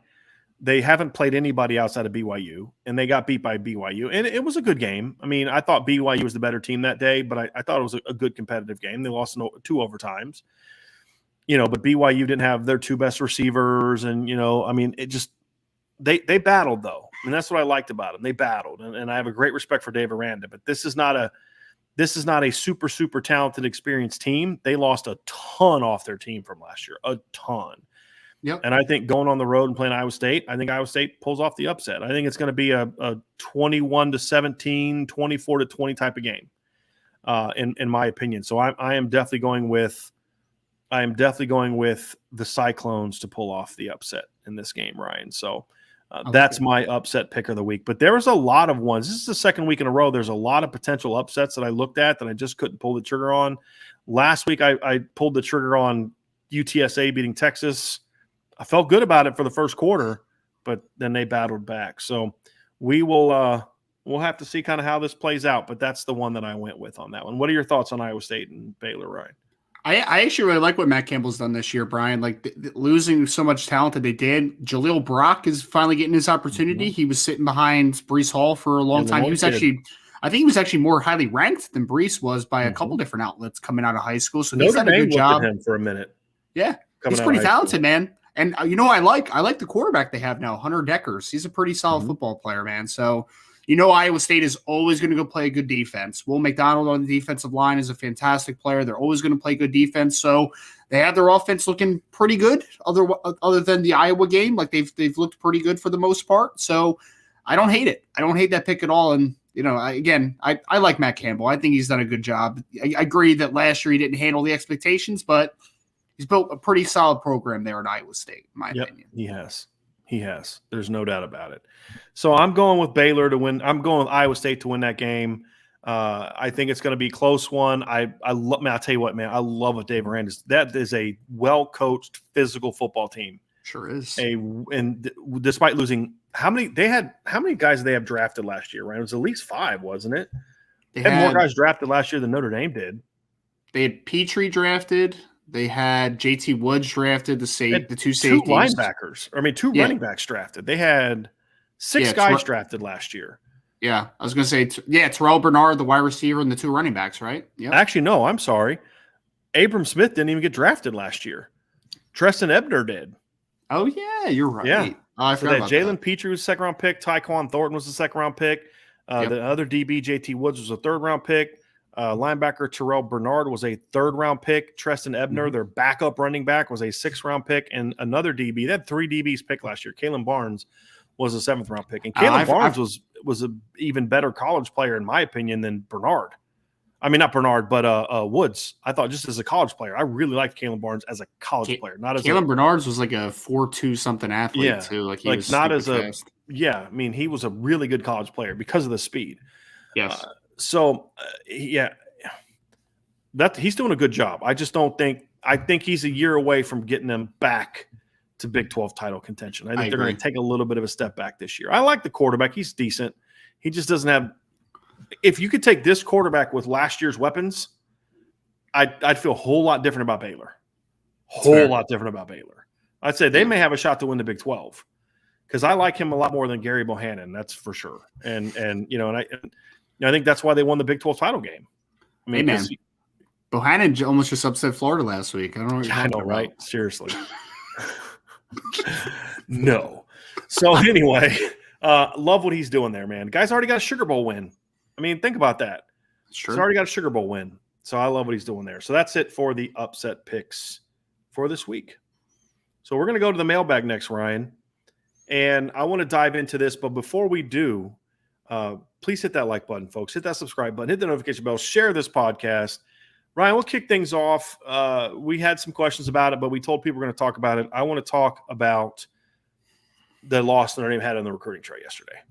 Yep. See, Elijah Page decommitted from Notre Dame. Based on most of the intel we have, we think he's probably going to end up at USC right now, but there's some other schools kind of making a run at him.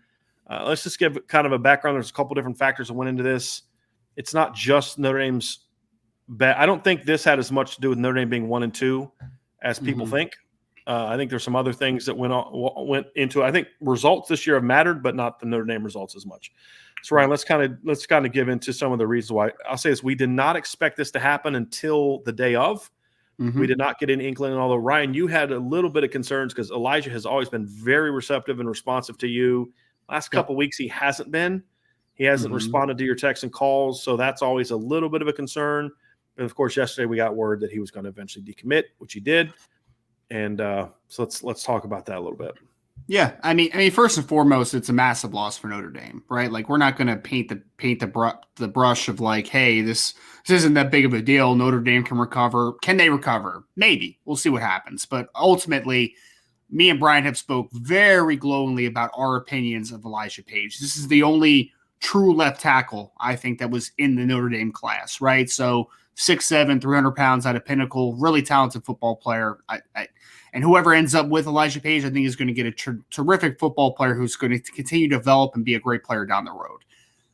The reasonings behind this, what we're told, is the biggest concern, the biggest reason was the distance aspect. That's what he's saying. Now, we did have Brandon said that he told us on this show when he committed that distance wasn't a factor. But again, he's a teenager. Kids can change their mind. And you've got schools telling him how important it is. And I think that's a big factor here. But 100%. Just for context. Yeah. No. And Brandon, I saw you put that on the board too. And you're right. I literally asked him about that on the show. So you're right, Brandon. He did. Ultimately, though, the reasoning is what he's kind of put out there. And then also we think that there's some things with a couple programs have kind of been ascending and the depth chart might be a little more favorable for him to play ultimately. USC, for example, has really been hammering, we need tackles now. Notre Dame's Fisher and Alt are sophomores. Most linemen stay 4 years. They have Emil Wagner, who was a top 100 recruit last year. They got Charles Jagasol in this class. They're telling Sullivan Absher he's going to be an offensive tackle. Dude, that's a deep depth chart, right? Yeah. You come here, you can play right now. That factored in as well from what we were told. The USC was the team that was pushing that angle the most, and it worked. It did work. Yeah, and I mean ultimately it's a tough blow for Notre Dame, but again, I really want to say this because I had a couple of conversations on Twitter with a couple of folk, Brian. Pete, look, nobody is going to agree with it on this channel, right? Because we're all Notre Dame supporters, right? I get it. You disapprove and you don't think that he's making the right decision. I'm fine with that. Mm-hmm. But the point blank period is that ultimately it is Elijah Page's decision. Sure. So while you think that he might be making the wrong one, in his mind, there is a better opportunity potentially out there for him, right? So we talked about the factors. It's a tough blow for Notre Dame, but ultimately Elijah Page came on the show and he's a really respectful kid and he's a good kid. And he's making a decision that some of us probably don't like, and that's fine. But at the end of it, he's a good kid who's trying to find the best fit for him. I wish Elijah the best, and I know that he's going to be a terrific football player, but unfortunately, it's just not going to work out at Notre Dame. Yeah. I mean, I don't ever root against kids. I don't like it. I don't like the timing of it. Just kind of reeks of okay, things aren't going great and you're bailing. It is what it is. But the reality is nobody should ever be tweeting things at a kid other than, hey, man, bummer, best of luck to you. I mean, 100%. And it's just the reality of it. But he thinks he's making the best decision. I don't agree with that. But it is what it is. It's all good. I don't think that makes him a bad kid. I mean, I made I made the wrong college decision coming out of high school. So, I mean, we all do dumb things, not dumb things. We all do things that we look back and say, probably should have done this or this. But yes, I made a college decision based upon trying to stay home and being close to a girlfriend coming out of high school. I did.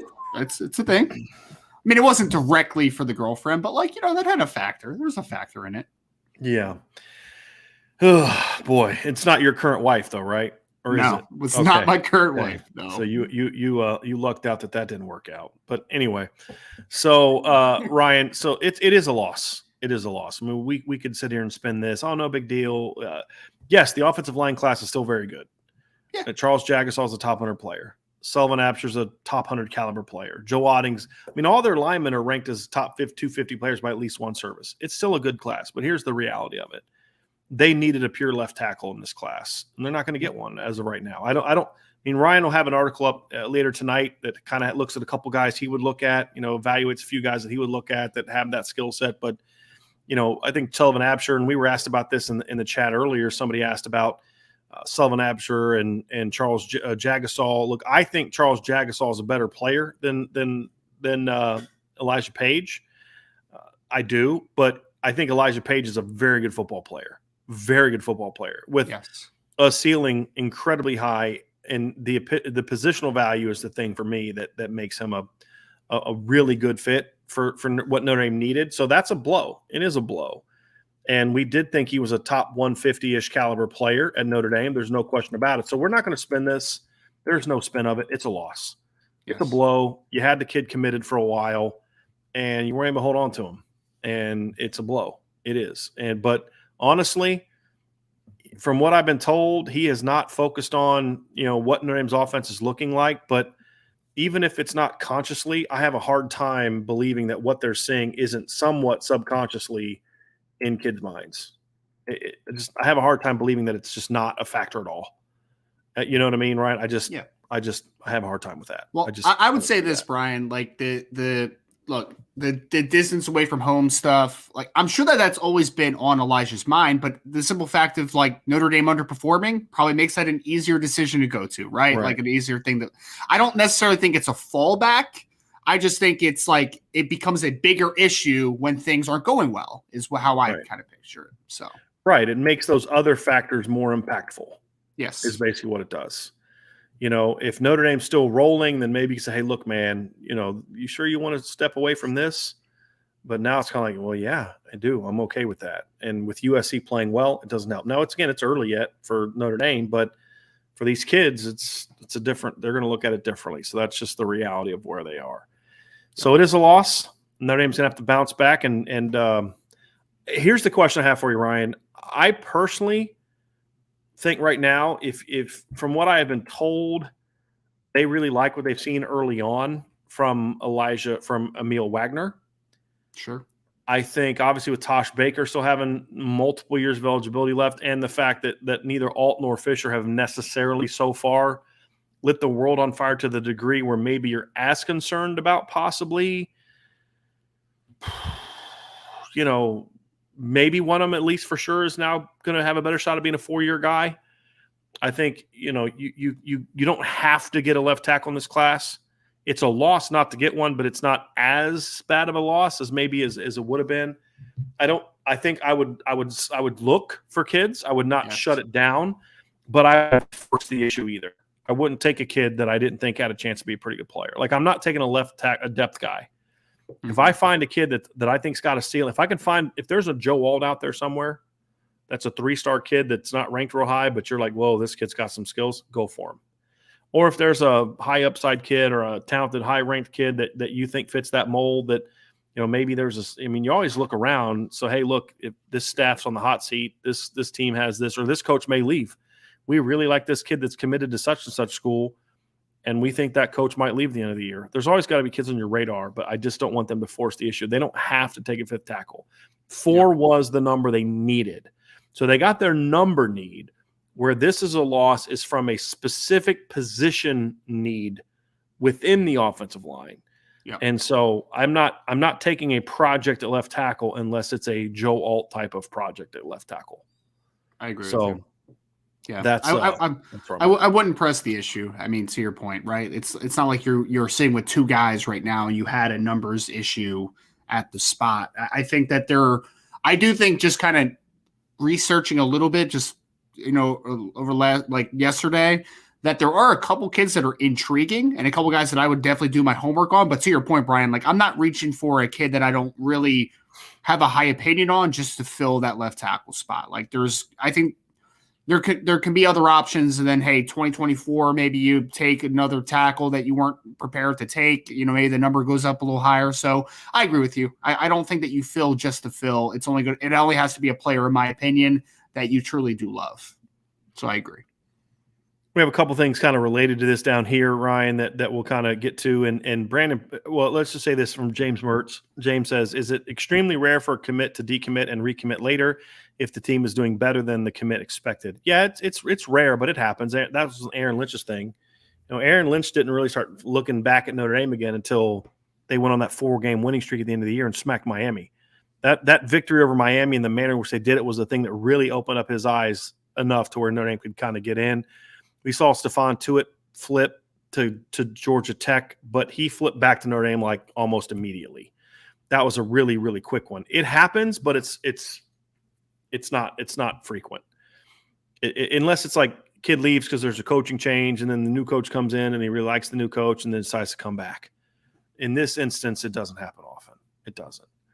And I don't know how much Notre Dame is going to be able to stay on this. I hope that they stay on him. I haven't gotten word of it. Knowing Harry Hiestand, I doubt Harry Hiestand tries to recruit him back, which that's just my guess. I don't know that. I don't have intel on that. That's just my opinion of knowing Coach Hiestand, which I think is a mistake, honestly. I would, because I don't think he's a bad kid. No. I mean, would you want to play for you right now if you're someone on the Notre Dame offense? I wouldn't. So that's kind of where I would be. And then John A1 had a couple comments regarding this. He said, need Emil Wagner to pan out now more than ever. Agree to a degree. Yes, I agree. Makes your margin for error a little smaller, for sure. Absolutely. Yep. Agreed. And then John A1 also said, and this is absolutely spot on, the best thing Notre Dame can do right now is win. They've got to show on the field that Notre Dame is an annual top 10 team. Right now, Notre Dame isn't in the top 40. Yeah. Hard to argue that. Yep. Hard to argue that.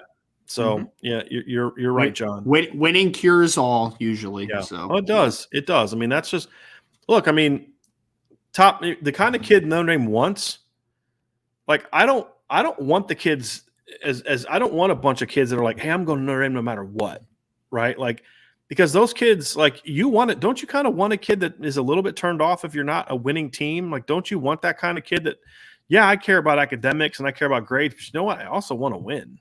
Sure. And I don't see that happening there. I think most kids are smart enough to wait and just kind of let the season play out a little bit. And like I said, I don't think this is a thing where he is only looking around because they lost.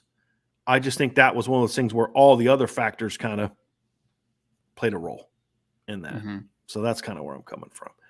We did have some super chats here. We had one from Truman Dumel. Truman, haven't seen you in a while. Good to see you back in here. Is Drake May a better quarterback than Drew Pine or Tyler Buchner?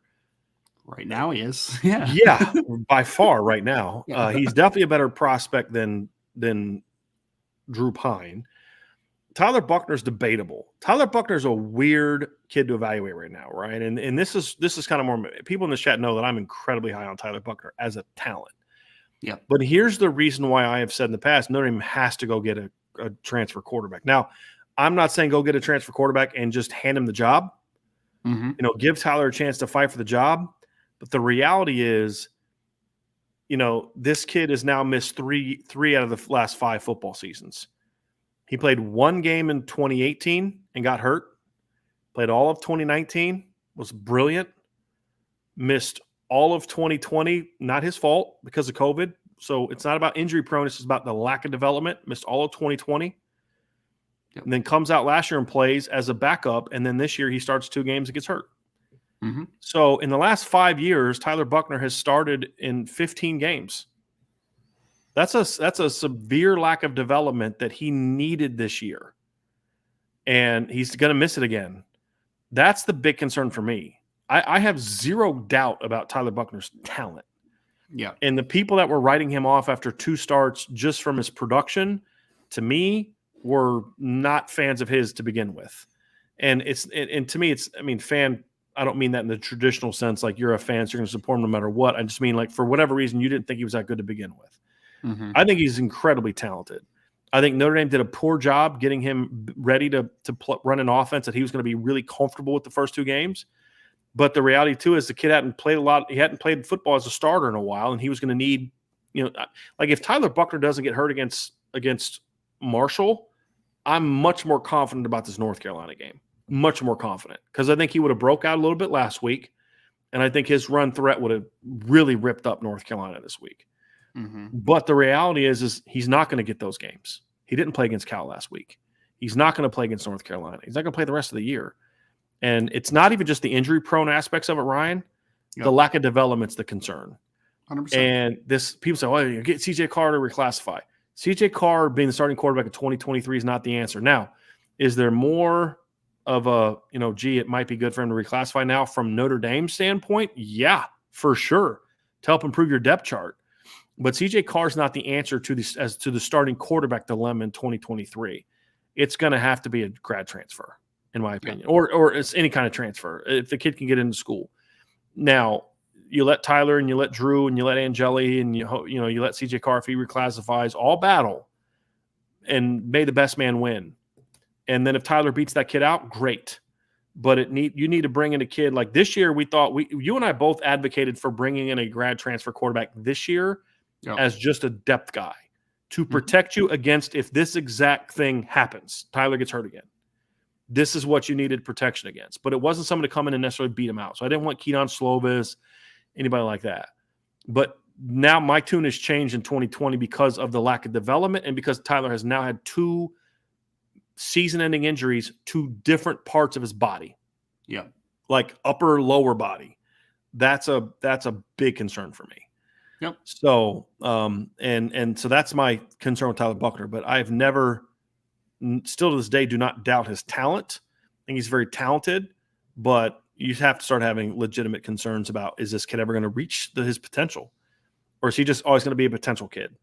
Mm-hmm. And so that's my stance on that, Ryan. I don't know what your thoughts are, but to the original question, that right there is why if I'm an NFL team that I'm saying who's going to be the guy I'm targeting for the next couple of years, it would absolutely be Drake May over Tyler Buchner. Oh, for sure. Yeah, it's not even a conversation piece. To your comment about transfer quarterbacks real quick, if I could just add, for 2023 season, after this season, you need to get a quarterback that can come in and compete. Like, you need to. Like, it doesn't have to be a foregone conclusion that they're the starter, right? But, like, you need to bring in a talented quarterback that is good enough to potentially win a starting job. Like, that has to happen, in my opinion, because look, I get it. CJ Carr, if he reclassifies, really talented young player, no doubt. But there's the point blank period to it is that not every player is ready to come in from day one and start a football game. That's pretty rare thing, if we're being completely honest. Most of the breakouts we've seen at the quarterback position over the last few years are sophomores, right? Like the second-year quarterbacks. So Trevor Lawrence is the anomaly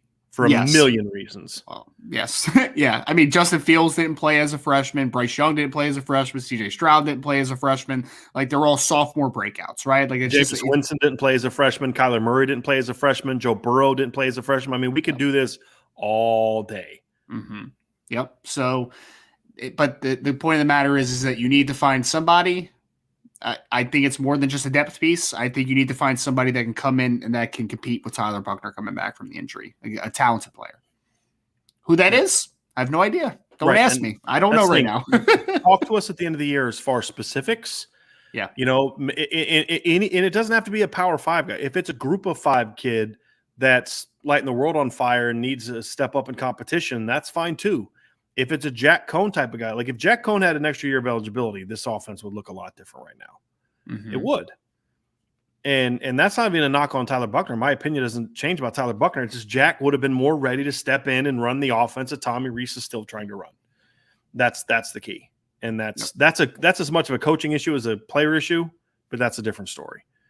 But even if it's a Jack Cohn type, I'd like a little bit more mobile version of it. But I think Notre Dame fans now, the ones that never appreciated Jack Cohn, have a much greater appreciation of Jack Cohn now than they did a year ago. So wish it just would have come a little bit sooner.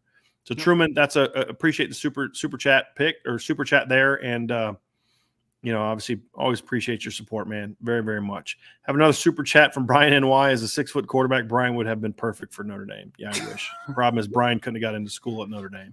So that one wouldn't have happened. Neither could have Ryan. So yeah. You're fine. John Monty. What is super chat? Thanks, John. They have to play smart, no mistakes like false starts or targeting plays. Play smart, and they should win. Great show, guys, as always. Go Irish. I'm going to push back a little bit on the targeting thing. I agree with you completely on the false starts and those type of things. But, I mean, last time Notre Dame played in Chapel Hill, their second-best defensive player got kicked out for targeting, and he was a DB in the second quarter. So, with penalties, it's not so much not getting a targeting. It's the when and the who and the how, and it's like with false starts. False starts don't kill you, but there's times when they can kill you. 1st and 10, they can kill you because they put you behind the sticks. 3rd and 1, they can kill you. 2nd and 2 to 2nd and 7, yeah, you can get out of that. You're okay. Like it doesn't hurt as bad. Yep. But, false start when you're at your own 2, you're fine. You know what I mean? Like, yeah, you're all right. I'm joking. But it's really the when and the timing of it, John. But no, I think John's overall point, though, is playing smart absolutely has to be part of it. You can't give North Carolina points. This team is too good. You can't gift them points. If they're going to beat you, make them earn it. Don't give it to them. And that's a very good point, John. And absolutely. When you're not playing good football, you can't play against yourself either, right? So, don't play against the team. Don't play against your opposition. Do not play against yourself. Right. Tyler Evans with a similar comment in his super chat. No false starts on 3rd down. 100% agree. 100% agree. All right, got some more questions here. If you have questions, get them in, folks, and we will get to them here as we get deeper in the mailbag. Archer 452 said, "Can the D stay strong all game? Can Pine hit guys in space and let them make plays? This game feels like a huge measuring stick for the rest of the season." Absolutely on the last part. The first 2, that's a question mark. I don't think the Notre Dame defense has played a complete game yet, right? Even Ohio State, they didn't play a complete game. They played 2.5. 2 and 3 quarters, 2 and 3 phenomenal quarters, like 2 and 3 quarters of phenomenal football on defense. Yep. Last quarter and a little over a quarter, not so much. Marshall, nope. Even against Cal, they did a lot of good things against Cal, but they also did things defensively that let Cal back in the game. With the missed sacks and the scrambles and all that kind of stuff. So, can they play strong all game? We'll find out. They're going to need to. Can Drew Pine hit guys in space and let them make plays? Hope so. We saw him do it last year. We haven't seen him do it this year, and that's going to be the big key. I mean, I'm thinking the Mayer play up the seam, hitting Kevin, coming backside, hit Kevin Austin for the touchdown against Wisconsin. Throwing Braden Lindsey the go route that he caught for a touchdown against Cincinnati. We've seen him do it. He just hasn't been that guy. He didn't look like that guy against again, the things that we were chalking up as like steps in the right direction last week were like the most basic things that a quarterback should be asked to do.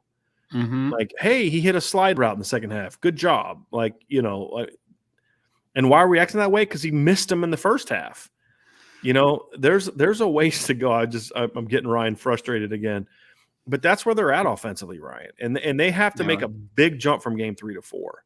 Now, the good news is we've seen Notre Dame do this before. And this is something that I think you and I were discussing. Was it you and I that were discussing this the other day about Notre Dame's game 3 to 4 jumps in the past? No, I don't think so. I think I saw something like, under Brian Kelly, I believe if I remember, there's something like 9-3 in going from game 3 to game 4. And some of their losses were like early. They lost in year 1. They lost to Michigan State in game 3, but then lost again to Stanford, who was number 4 in the country with Andrew Luck the next week in game 4. 2011 in game 4, they went on the road and beat Pitt. 2012, their 4th game was against Michigan. They got a win. Didn't play great, but they got a win over a ranked Michigan team. 2013, they beat they weren't playing great coming into that, but they beat a really good Michigan State team in week 4. A team that Notre Dame was 2-1 at the time, had beaten Temple and Purdue, and then lost at Michigan. Remember that game, 41-30, and it wasn't that close. That was a game where Stephon Tuitt had the defensive touchdown to make it even closer. But Michigan outplayed them in that game. And then week 4, they went out and beat a really good Michigan State team. 2014, they went on the road or neutral site game and beat Syracuse on the road. 2015, game 4 was UMass, which was the second start of the Deshaun Kaiser era and put 62 points on them. 2016, I believe, was another one of the losses. Yeah, that was Duke at home. They lost to Duke at home, so that was a bad year. 2017 is when they really started to roll. In game 4 was against Michigan State. They made a pretty big jump. They were much better that game than they had been the year before. 2018 was the most noticeable. They struggled the first 3 games and then had week 4 was going down to Wake Forest. So went down to the Carolinas, and you had scored 24, 24, and 22 points your first 3 games, and then you come out against Wake Forest and you put up 56. So, I mean, we've seen a little bit of this. We're coming off of a Georgia loss in game 3 in 2019, and then the next week you come back at home in game 4, and you beat Bryce Perkins in Virginia 35-20. Really took off in the second half. 2020 was an anomaly because week 4 was like in October. So, I mean, I'm going to look at that. And then last year, week 4 was the Wisconsin game. So they've had some really good jumps in week 4s, right? Not every year. So does that happen this year? I don't know. Let's hope. So it's one of those things where people say, the biggest jumps you make are from week 1 to 2. What we said at the time was it depends on the team. Every team is different. Is this Notre Dame team ready to make a jump from week 3 to week 4? I have no clue, Ryan. None. Because I don't have a good feel for this team right now. At least offensively, I don't. I have a little bit more confidence in the defense. But even then, I'm like, I don't know what kind of game plan Al Golden's going to put together. I'm a little nervous about that. I want to see. Do they put a pass-heavy game plan together and ignore the run like they did against Marshall, which let Marshall run on them? I want to see that. Or did he learn from that? Those are all – we're still learning about this team. And so far what we've learned is not good. But hopefully they can right the ship this week. So I just hope. I know everybody that comes on the post game show on here has seen a very depressed and angry Ryan the last few weeks. So I want there to be a happy Ryan this week, right? I want to be yeah, stomped them, yeah. Linebackers play great, yeah. And keep moving, But we'll see. Mm-hmm. Especially heading into a bye week, because if you think the players and the coaches are going to be miserable on a bye week and a loss. Imagine us. It's not going to be fun. Not going to be fun at all. Yeah, it's going to be very interesting, Ryan. It's going to be very interesting. So, and I did want to make a note too about that Iowa State Baylor game. Part of the reason I didn't want to take that at first, because somebody had brought this up in the chat. One of the reasons I didn't want to bring it up first because Iowa State is actually favored in that game by 2.5, which kind of made the upset part of it a little bit is it really upset? Iowa State's favored, but it is an unranked team or a ranked team, which is why I went with having them in that game. Yeah, I mean, that's why I said I didn't feel great about it. But the Oregon-Washington State game is probably the next one. There was another question somebody asked about, Ryan, regarding these picks, and we had someone down here, Shannon Heiduck, said his upset pick is the Gators over the Vols, 30-24. History matters, and Florida has owned this series. They have recently. There's no doubt about that. They have recently. What's the spread on that game, though? Does that count? Does that technically count? What do you mean? Because they're both ranked, aren't they? Like his upset pick, meaning relative to how does it hit the parameters of our? Oh yeah, it's a 10.5 point spread. Is it 10.5? Wow, I didn't even know it was that high. That's crazy. It would definitely be considered because it's on the road and the point spread, 10.5 point spread. I can't believe it's 10.5. That's crazy. I didn't even see that number. Wow. Yeah, 10.5. Wow. They are low. It's a big spread. Yeah, that's a big spread. Oh man, I didn't know it was that high. That's crazy. All right. Yeah. I wouldn't touch that game personally. If I was really betting, I would not touch that 10.5. Absolutely. There's so many reasons I don't bet. You watch how games play out and you're like, who'd have saw that coming? Here's another one about this weekend that I looked at for a second. And that is Robert Bishop has said, what about Oklahoma versus Kansas State? I'm hoping that Kansas State gets them. I'll be honest with you, Ryan, if Lincoln Riley was still the coach at Oklahoma, I would feel a lot better about picking Kansas State because for whatever reason, that's one of the teams he had problems with. Yeah. And every coach has that. Like every coach. Like Cal would give USC some games those years when USC was rolling under Pete Carroll. And even when they didn't have, Aaron Rodgers at quarterback, they'd give him some games and had a couple upsets on them. It's just for whatever reason, Kansas State has just had they just seem to have some games you're like, wow, you guys really lost to Kansas State, huh? I remember the game that Notre Dame lost to Michigan in 19. I remember we were driving up for that game, and it was a night game, and I'm listening to it, and I'm like, yo, Oklahoma's about to lose to Kansas State. They did. But Kansas State has beat Oklahoma 2 of the last 3 times they've played, Ryan. They beat them in 19 and beat them in 20.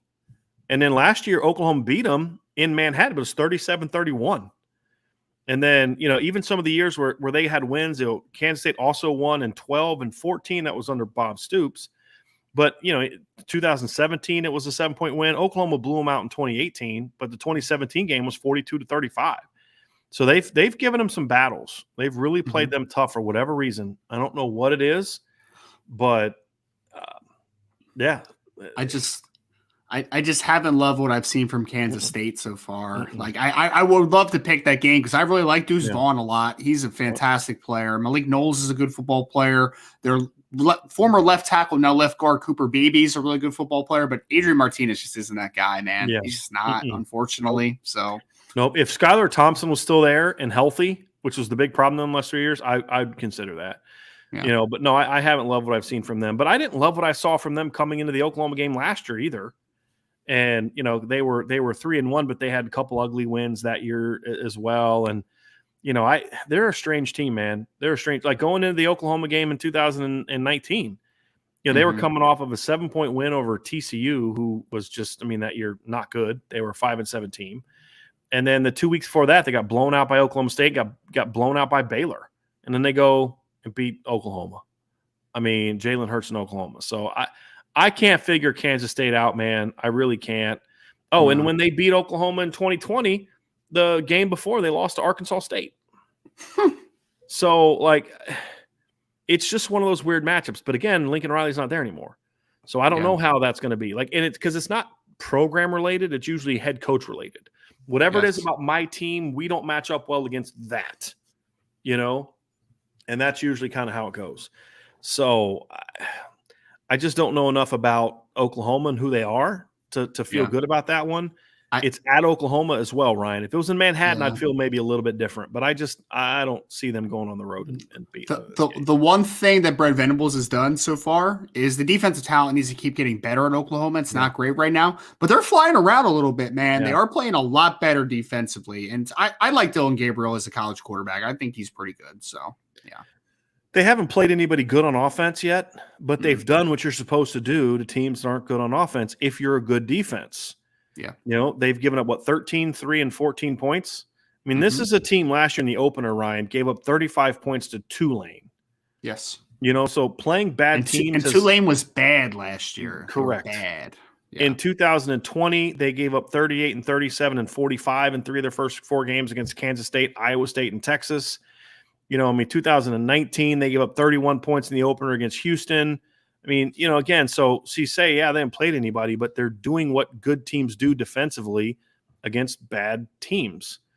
And, look, in 2018, which I felt was the most recent Oklahoma team that actually had a chance to maybe compete for a title, maybe because of Kyler Murray, the lowest point total they had that year was 14 points. They held 2 teams to 14 points, Kansas State and Florida Atlantic. And this year in 2022, they've already beat that twice against UTEP and Kent State. Now, again, UTEP and Kent State aren't good, but in 2018, Ryan, their non-conference was Florida Atlantic, UCLA, and Army. Remember, Army almost beat them that year. 2017, I think, was the best Oklahoma team, and they only held 2 opponents under 10 points all year, and that was UTEP in the opener and Kansas in November. Was that Baker Mayfield's last year? Yeah, Baker's last year. They gave up 41 points to Baylor, 35 to K-State, 52 to Oklahoma State, 31 to West Virginia. So, look, this is a way different defense than it's been. Now, will it continue when they get into Big 12 play? I don't know. We're still learning about these coaches. But they showed me a little something last week against Nebraska. Nebraska's reeling. But Nebraska came on that first drive, Ryan, and went right down the field on Oklahoma. Sure did. And in the past, that would have been like, okay, here we go. But they locked them down after that. They completely shut them down after that drive. And, Nebraska never really threatened them. And the thing is, Nebraska had 327 yards and 4.3 yards per carry, yards per play. That's the most that they'd given up all year so far. That's pretty good. That's pretty good for Oklahoma. So correct, Ryan. Brent Venables has done a really nice job so far getting that defense right, to where their offense doesn't have to score 60 points in every game. Yep. So yeah, take some pressure off. So good stuff there. It's an interesting game.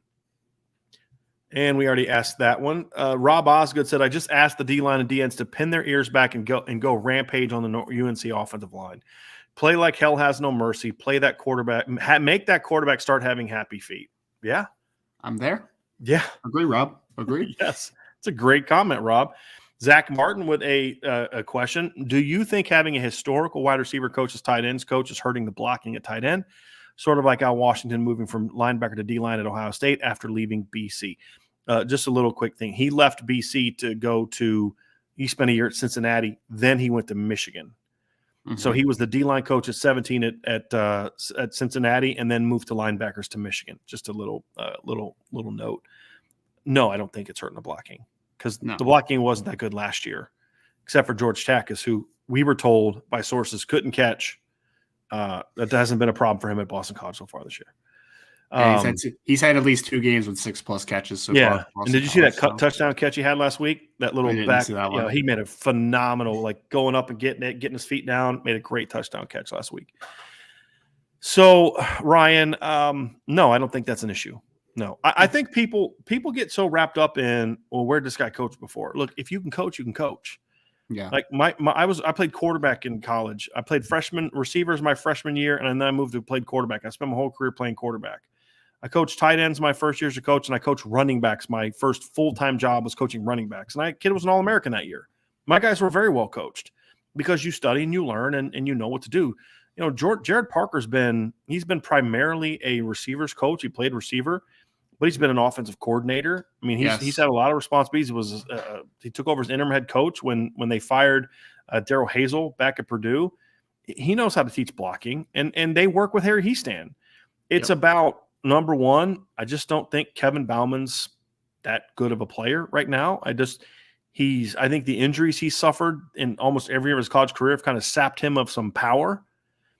Kane Barong, who's their second strongest offense tight end, weight room wise, has been hurt all year until the last week and a half, 2 weeks. He's finally got cleared, and their All-American is just not blocked with a lot of want to be completely honest with you. So I don't think that's necessarily it. Now, is that a coaching thing? Yeah, it's a coaching thing, right? Look, the coach is responsible for this, right? That's we've said along. The standard doesn't change because we may think that Harry Heastan's better than Jeff Quinn, or we may like Marcus Freeman more than than Brian Keller. I may like Chancey Stuckey more than I like Del Alexander. It doesn't change the standard. If it's something that we would have blamed one of those coaches for and it's still happening, then you have to blame the current coaches. So, yes, I think that Jared Parker needs to do a better job of getting better blocking from his tight ends, 100%. Mm-hmm. But I also think that they haven't had two of their three best blockers have been hurt all year. As far as being able to give you a lot of snaps, Kane Barong and then Eli Raritan. They're two of their three best blockers. They're all healthy now. So does it change? We'll find out. And are they willing to make the change? Are they willing to put Kevin Bauman on the bench and play the younger guys who are maybe don't know the whole offense as well, but they play better? We're going to find that out. Yep. Tight end is a position, assuming Kevin Bauman stays healthy, and that's a big assumption. Big assumption. If he were to stay healthy all year, that would be a litmus test a little bit for us. But we'll find out if we're able to evaluate that or not.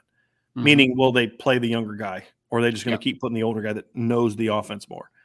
Robert Bishop says, of the 5 offensive line recruits, this is the one I was talking about earlier, Ryan. Yep. And I won't let you speak to this. Page had the second lowest ranking. First of all, don't care. Don't care about rankings. Mm-hmm. That kid's ceiling was, and with offensive linemen especially, Ryan, ceiling matters more than floor. Yep. Especially a place like Notre Dame where you don't need guys to come in and play as freshmen. I don't care about the rankings, man. He had the second highest ranking for me. Ryan, I think you had him third behind Absher or Jagasaw and Absher, or did you have him second? No, I had him second. I had him in front of Absher. Both had him second. Okay. Yeah. And we both like Sullivan Absher as well. So maybe in the rankings, but not from IB. Yep. I read that it hurt Notre Dame because he was the only pure tackle. Couldn't Absher or Jagasaw, who are similar build, fill that role? So when we're referring to pure tackle, Robert, just so you're clear, Notre Dame has 2 guys that I think can play tackle at Notre Dame, still in the class. Jagasaw and Absher both can play tackle, in my opinion. I think Absher, even especially, I think would be really good as a guard, but that's not because he can't play tackle. I think he is a physical, mauling, just kid that I want to put at guard and just drive block and down block, but he's an athletic kid. Mm-hmm. And then also he hasn't done a lot of pass pro in high school because he comes from a triple option offense. However, 6'7", 285, good athlete. I think that he could play tackle. I think Jagasaw could play tackle, Ryan. The problem is for us, it's not that there's only one pure tackle. There's only one pure left tackle. That's the issue. Yes. That's that's the biggest thing, right? Is that you're trying to when you try to put an offensive line class together, you're trying to envision what will it look like, right? Like how does it all fit together? And right now, to your point, Brian, I think that you have 2 guys in Charles Jagasaw and Sullivan Absher who are, if they're tackles, they're more than likely right tackle types, right? Mm-hmm. They're not true blindside protectors. Then you have Sam Pendleton and Joe Otting, which, again, we both like, and we think that they can develop in the interior, but they're not tackles, right? Like, they're not tackles at the next level. So you have 2 tackles. Neither one of them, in my opinion, are most likely left tackles. So that's the real troubling thing, Robert, is that we know how important a left tackle position is, right? Your blindside protector. And moving forward, again, you have your 2 tackles right now for at least another season after this. Well, we'll see what happens with that. But who's the next left tackle? Maybe it's Emil Wagner. Maybe, if he can gain the weight and he can maintain it, hopefully. But then the question mark is, if it's not Emil, who's now? Who is it? Right. And I don't know the answer to that. I don't think there's an answer on the roster, if I'm being completely honest, right this second.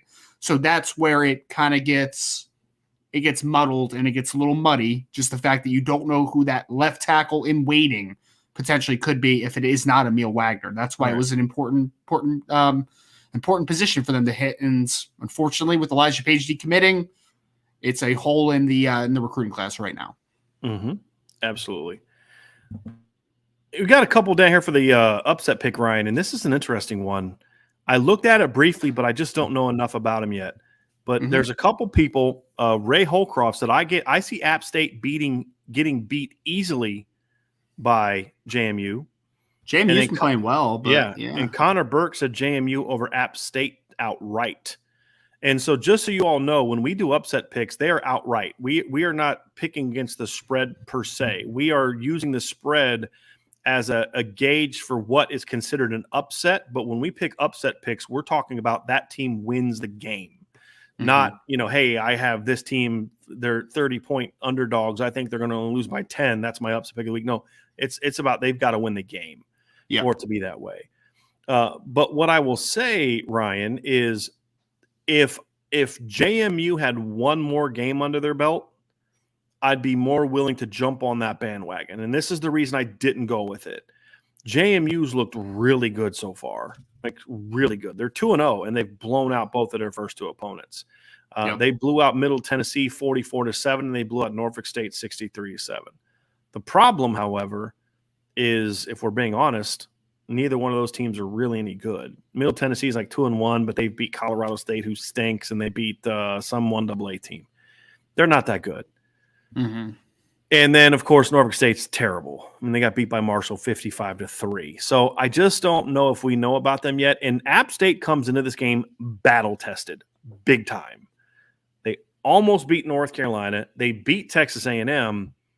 I would love to see JMU win this game. Virginia guy here, but I don't know enough about JMU and how tested they are to really jump on board on that one. This is a different animal. I do know something about JMU. One, their wide receiver, Chris Thornton's a good football player. But, Brian, do you know who their starting quarterback is? I do not. I do not. Former Temple and Colorado State quarterback Todd Centeio is their starting quarterback. So, who's lighting it on fire right now for James Madison. So far. For him. Yep. JMU was one of the few teams that could really give North Dakota State some games in recent years. Yep. They really could. They've given them some games. They really have given them some games. So those will be interesting ones, guys. Those will be really interesting ones. Let's see here. We got one from Archer. I'm going to have to disagree with him on this one. He says, I hate neutral site college football games. Regular season games should always be played on campus. So I don't like neutral site one-offs usually unless it's a big matchup. Like what I hate is when like Alabama plays Duke in Atlanta. That's junk. But like if Alabama and USC were going to like meet in Texas and play, which I believe is what happened when they played in 2016, correct? Didn't they play in Arlington? Yes, believe so. Like that game makes a lot of sense. It's because it's not a home and home. It's just a one game thing. I'm okay with that being, because like sometimes you don't have the ability to schedule a home and home because your schedule's booked, but we've got this one game, you've got a game, we've got a game, let's play, but maybe we can do something in a recruiting hotbed we'd both like to tap into. I'm okay with those. I don't love them all the time, Ryan, but I'm okay with them if they're big games. But the other one is the reason I'm going to somewhat disagree with him here is I like traditional neutral site games if they have been traditional neutral site games. And so like Texas, Oklahoma, I would not like it to be moved. Well, it's still going to continue obviously, but I wouldn't want that one to be moved away from the Cotton Bowl. Right. Mm-hmm. I love the tradition of it. I love the Jacksonville, Florida game being in Jacksonville. But if I was going to say I have to let one of those go, then the one I would probably say I'd be okay moving back to campuses would probably be Georgia and Florida.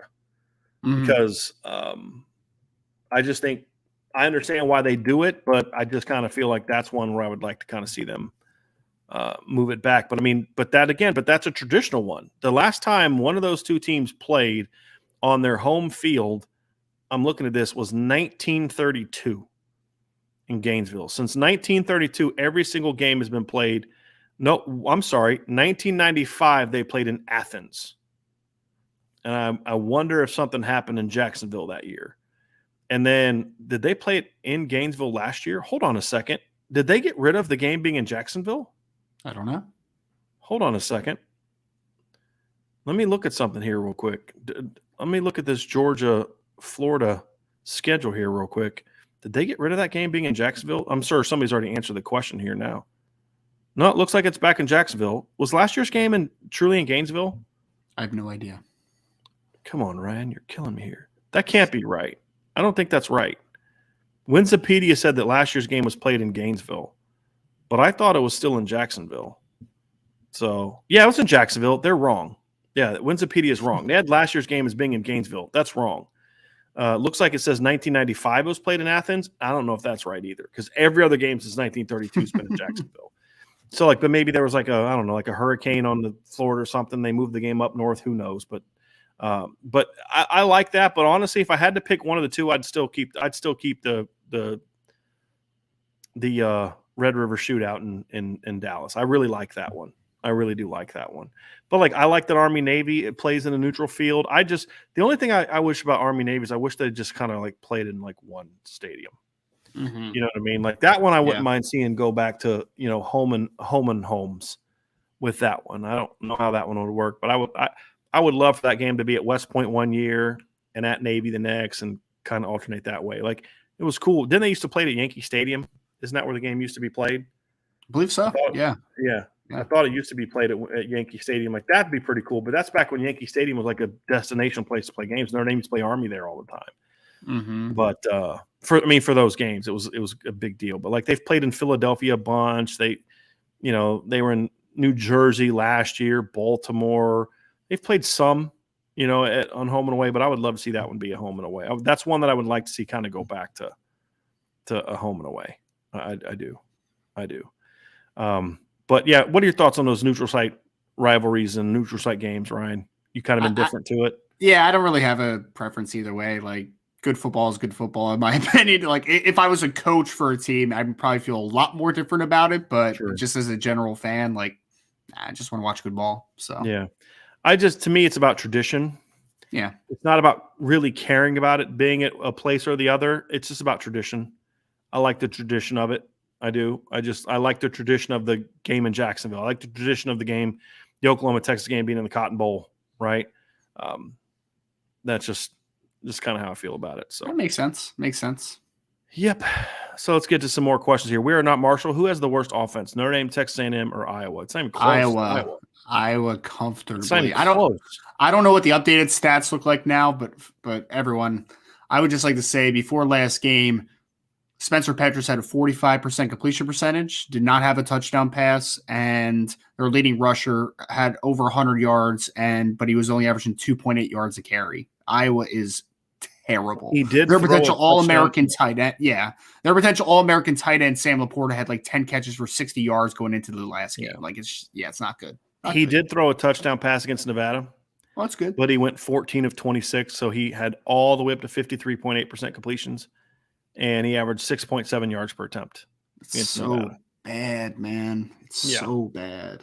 Yep. And their ground attack had 162 yards, but went for 4.63 yards per carry. Improvements against Nevada. So yeah, who gave up 210 rushing yards the week before against Incarnate Word. Oh, so the fighting Incarnate Words. Yeah. Love it. Yeah, it's not even close, guys. It's not even close. Iowa's significantly worse than Notre Dame on offense. They're averaging 217.7 yards per game. And that's after this last game against Nevada. Yeah. And what they do against Nevada. I mean, they had 337 yards. They were under 3.0 yards per play against Iowa State and South Dakota State. So, yes, Notre Dame's offense has been bad. And not even bad by Notre Dame standards. It's just been bad.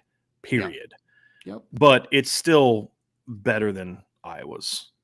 It's still better than Iowa's. I mean, again, as bad as Notre Dame's offense has been, they are averaging, Ryan, right now, 83 yards more per game than Iowa. 83 yards more per game. And over a full yard per play better. A full yard per play better than Iowa. Right. I've seen some bad quarterbacks for Iowa in the past. I've never seen them also have a terrible run game on top of a bad quarterback. It's weird, man. Their offensive line's not good either. It's bad right now, man. It's really bad. But the thing is, that's kind of who they were last year too. Yeah. For a lot of the year last year, they weren't really good running the football. Last year, Iowa. I have no clue how they won the West last year. They averaged 100. Oh, that's why. They had a great defense. Yes. And Sean Clifford got hurt when they were down 20-0 to Penn State. If he doesn't get hurt, they beat Penn State, or Penn State beats them. But they averaged 123.6 yards per game. Tyler Goodson went from like really good to not good at all in a year, with the best center in the country starting for you. It was weird. Rest of that and this is a guy that there have been national recruiting people have pushed for the Notre Dame OC job in the past, which is freaking hilarious. Who? Ferentz? Brian Ferentz? Yes. Freaking hilarious. All right. So, yes. Jay Montalbano, Brian and Ryan, if you could pick one position group to play lights out tomorrow, who would it be and why? That's an easy one for me, Ryan. Who would it be for you? To play light, I mean, it's got to be somebody offensively. I'll say the offensive line. I think everything runs through the offensive line. Lights out. If Drew Pine plays lights out Saturday, Notre Dame blows North Carolina out. So I'm going quarterback. Now, I like it. Am I expecting it? No, not yet. I need to see him do it first. But if you could say, hey, what for this Notre Dame team? Because if the offensive line just plays solid, the receivers just play solid, and the running backs are just solid, but Drew Pine is just, John Stockton it out there, just getting the ball where it needs to go. This team will, because this is a bad defense. It is. It's a bad defense. So they don't have the offensive line. It's not the true every game. The offensive line doesn't have to play like the Joe Moore Award winners against North Carolina. Just be good. Just be solid. It's true. You'll move the ball. But if the quarterback's ripping them, I'll feel very happy. This is an odd question I never thought we'd be answering, Ryan. From Brandon Plesner. B. Ryan, how do you feel about Taylor Swift performing at halftime of this year's Super Bowl? Who would you like to see perform?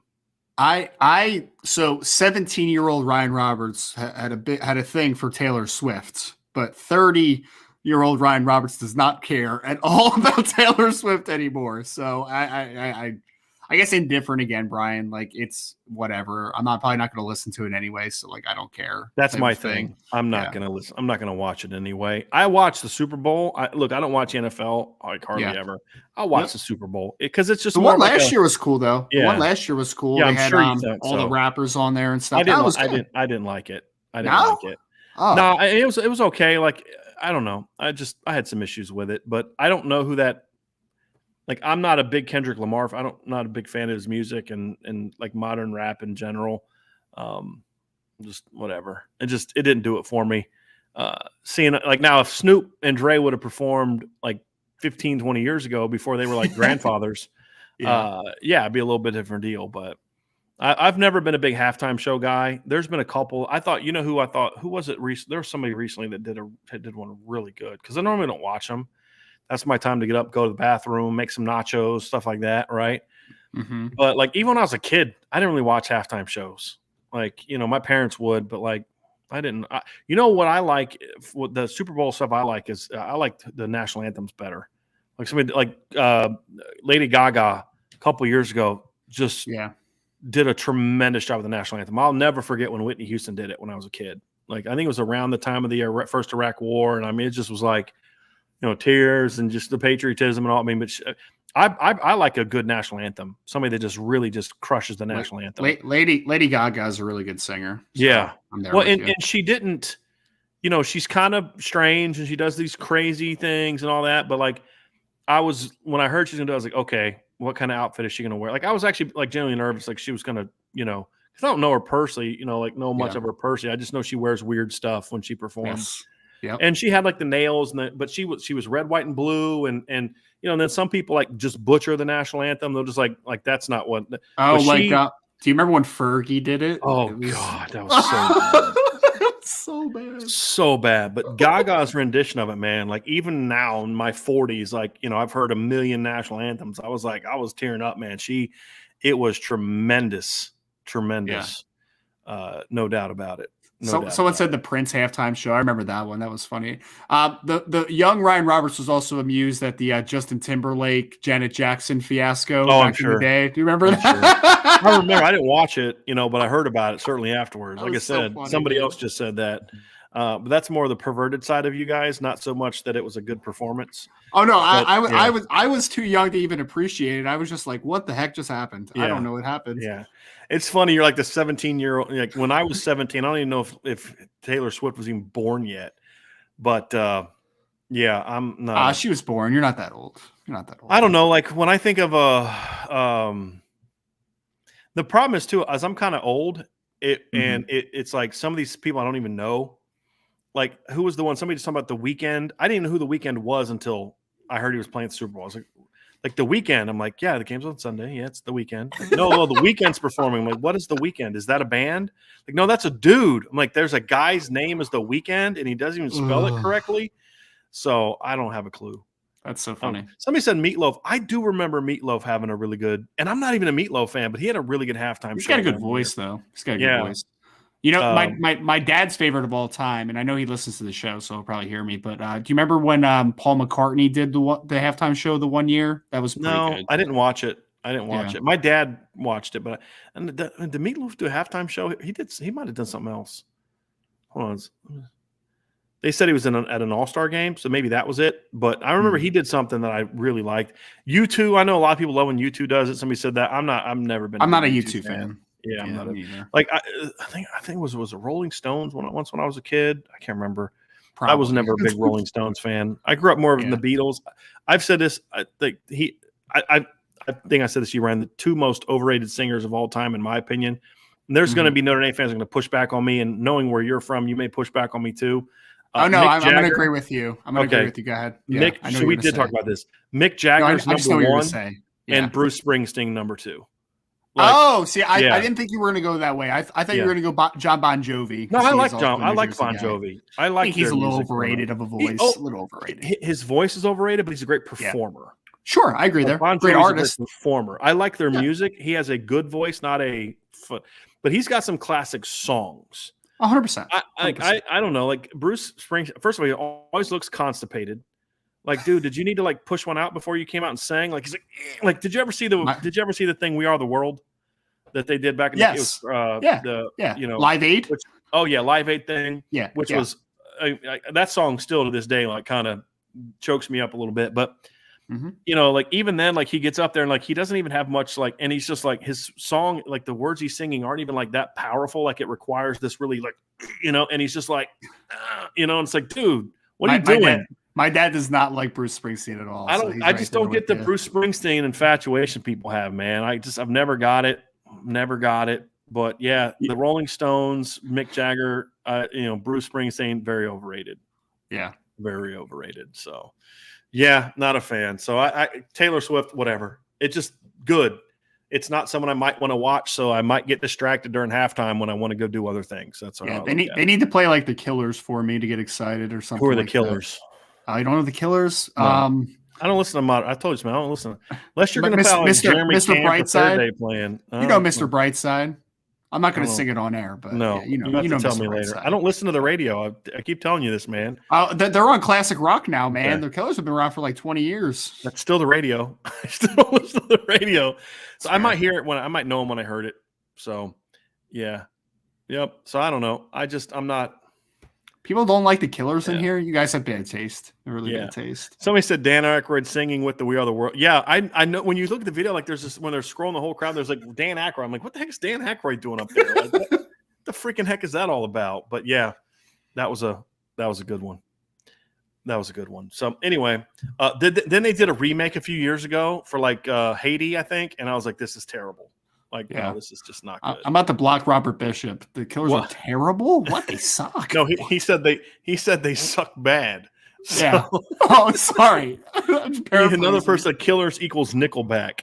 Oh, that is so. That's messed up. That is just dumb. Man. That's dumb. That's messed up. Yeah. Anyway, so somebody said my son wants Imagine Dragons. They're all right.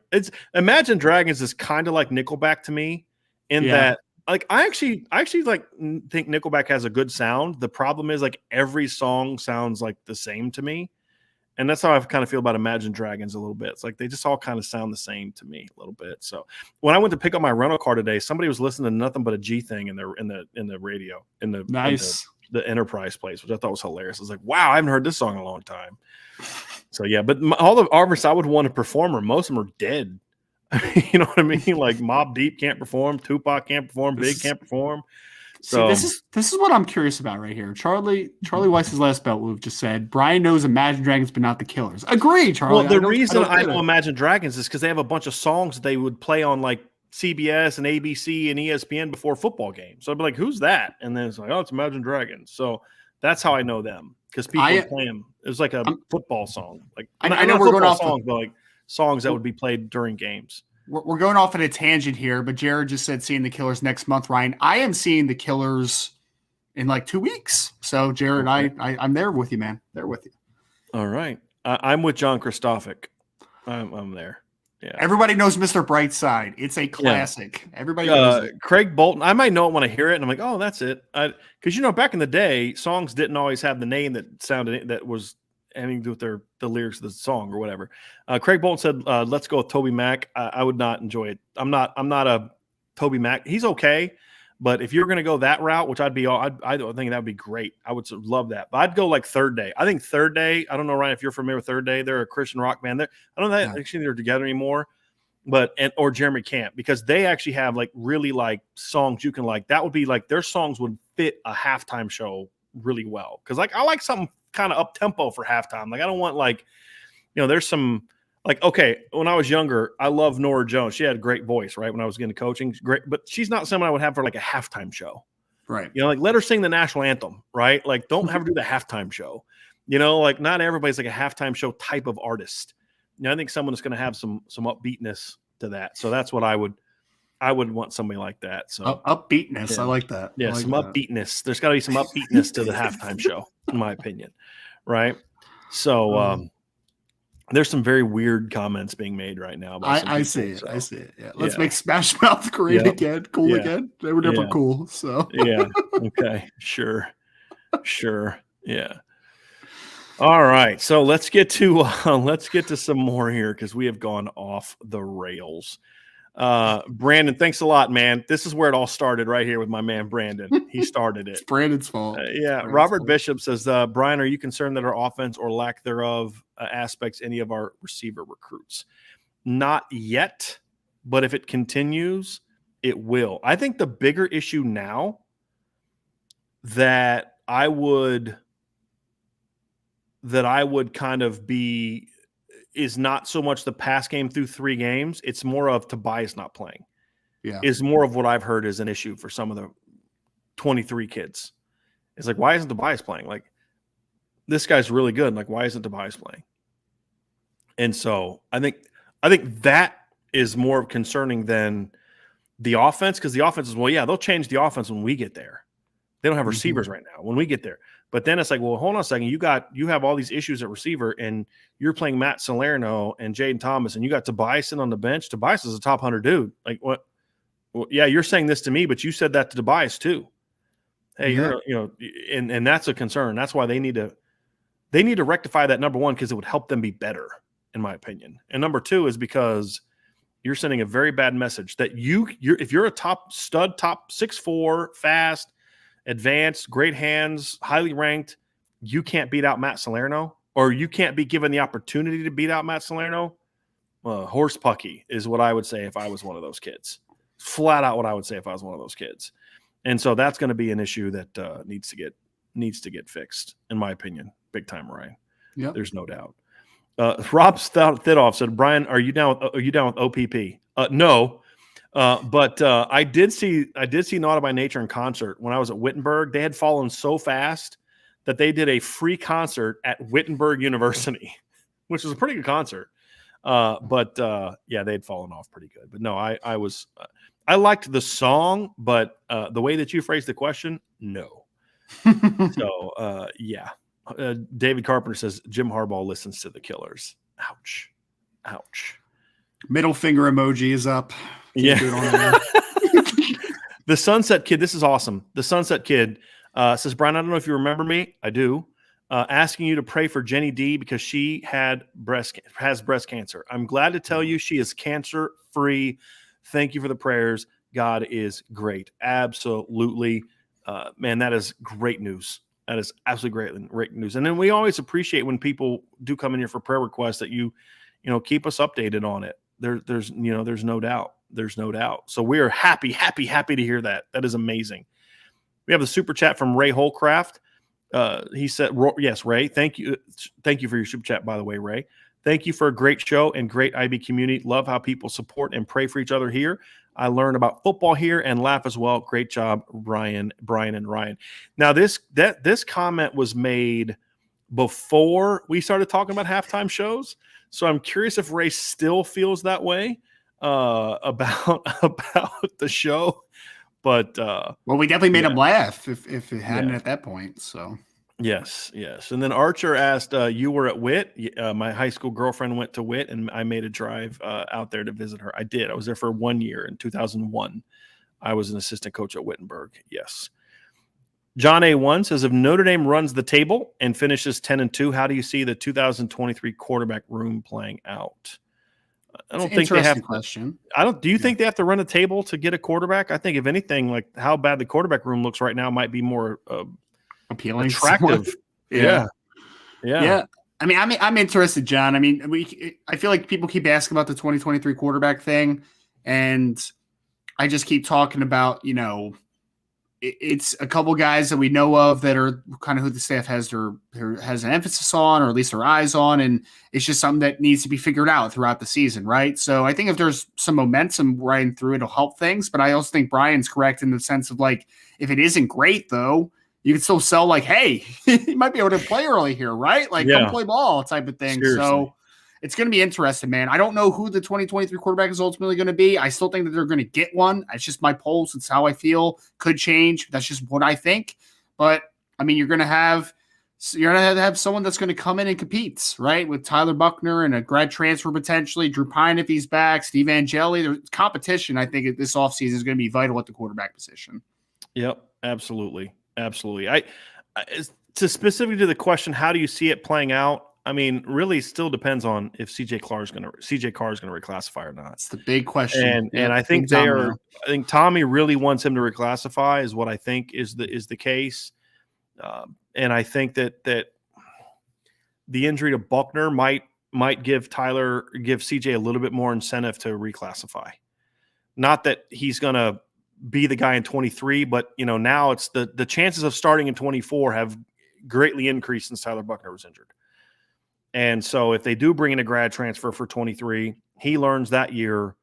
The odds of Tyler sticking around, who knows? We'll find out. I don't want to start saying a kid's going to transfer, but it only increases the chances he might consider it. Drew Pine will be gone by then. And so then it's CJ Carr and Steve Angeli battling it out in 2024 potentially. So it certainly ups the opportunities for that. There's no question about it.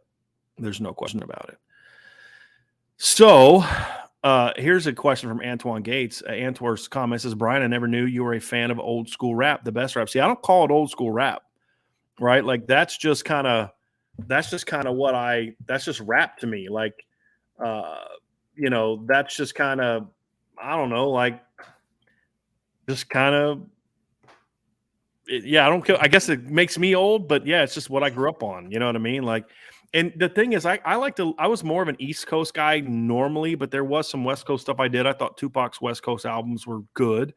I thought, obviously, I liked Dre as at least a producer, but I was more of an East Coast kind of guy, But yeah, I mean, dude, I don't go all the way back to like Sugar Hill Gang. Like, I'm not that old, right?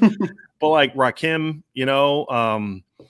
EPMD, like, I mean, I've talked about the known ones, like Tupac and Big and all that, Wu-Tang Clan. I loved Wu-Tang, but like, like Keith Murray, had some early albums, you know what I mean? Like, there's some Eric Sermon, like one West Coast guy I liked was Scarface. He had a couple decent albums. He had like his really slow flow. It was really interesting. And then anything that DJ Premier was on, I was going to buy. You know what I mean? Like he made Guru out to be good because that's how good his stuff was when he was part of Gangstar. So, that's yeah. And then there were some weird rap groups that I got into a little bit. Like Farside was a really weird group, but they had some songs I really enjoyed. But like Outkast, there was some. I didn't. You know what? The rap I didn't like, Ryan, when I was young. I didn't like the Southern, like the Florida rap, like Master P and like those cats. I never really got into Ja Rule. I wasn't a big fan of that. Like I know Murder Inc. was kind of a thing. Like I liked DMX, but I didn't like Ja Rule a whole lot, to be honest with you. So I wasn't like an East Coast guy, West Coast guy. I tended to like the East Coast stuff more. I just like good lyricists, but I like people that had good. I mean, if you could there's been okay rappers that had hit songs because, you just got to put the right track down. And that's why I said like anything that DJ Premier was, Primo was going to do was just for me was going to be it. But yeah, that's what I grew up on. I don't really listen to a whole lot anymore, but if I'm going to listen to music, that's what I'm going to put on for the most part. So yeah. And yeah, that was kind of my thing. But that's like, even like I put Busta Rhymes on that highlight video I did, so like I had some Busta Rhymes stuff back in the day. He was another guy who was kind of he had some stuff that was real cool, and then some other songs like, oh my god, Redman, another guy that I liked. So yeah, there's some big time music back then. I don't know why. It's like Kendrick Lamar. Okay, I respect him, I guess, but I just don't enjoy his music. Like Drake, it is whatever it is. I just don't. It's just not my style. It's just not something I really like. So sorry. I know that bothers some people. Like some people, like some guy, because I told him I said on Twitter I didn't like the halftime show. So apparently, because I didn't like the halftime show, I was a racist. So I was like, okay, whatever. Whatever you say. Sure, dude. Whatever, man. Jared Rhodes. Brian, has any other Notre Dame team caught you off guard the way this one has? Meaning bar seemed pretty high and hasn't executed at the level yet through 3 games.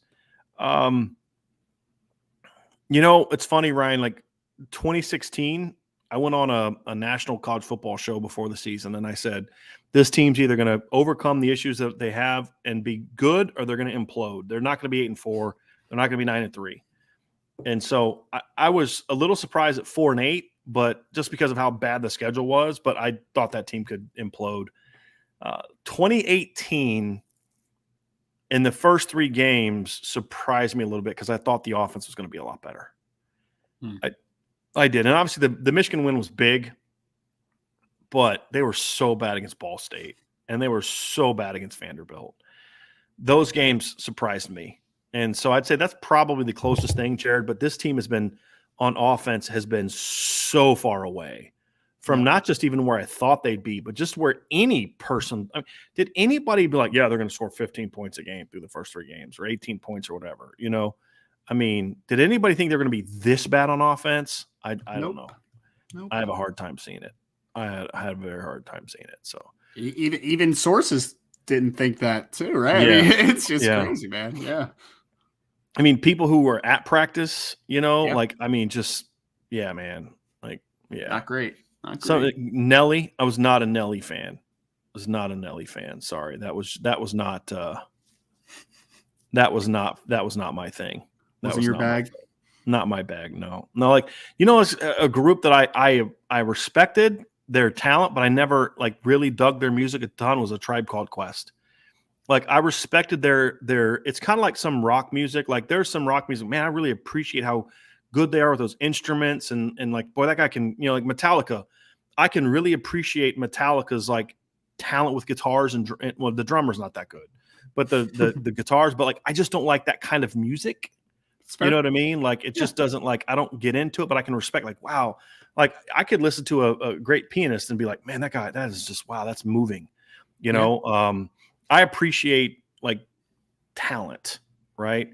But I don't like, there's some country music. I'm like, boy, that guy has some really good with the guitar. There's a drummer on this rock band that's, boy, it's a really great drummer, but it's like, I don't particularly care for music, but I respected A Tribe Called Quest because they actually had like, it wasn't like a bunch of digitized stuff, like, like the Roots. Like the Roots is a group I have a great deal of respect for. I don't particularly love their music. It's not my thing, but they actually like play instruments. It's not like digitized stuff. I mean, they actually play instruments. They're not like on a DJ cutting it up in the background. It's actual, those guys play instruments. Yeah. I respect that. It's like, but it's just not my cup of tea kind of thing. But, yeah, that's one. Tribe Called Quest. Most of my friends love Tribe Called Quest, but it just wasn't for me, So there was one group that I liked a lot growing up that nobody else liked, Lords of the Underground. Did you ever listen to Lords of the Underground? Don't know who They that had a is. song called Chief Rocka. I don't know what it was, but they had a couple songs that I liked a lot. I was never like, Onyx had some good songs, but I didn't particularly care for Onyx. You know what I mean? Like, they just had a couple songs that were like, okay, this is something you're going to play at a party. You know what I mean? So, yeah. But yeah, it was very interesting taste. Growing up in Ohio, Northwest Ohio, how did you listen to that? I was like, well, this is kind of music.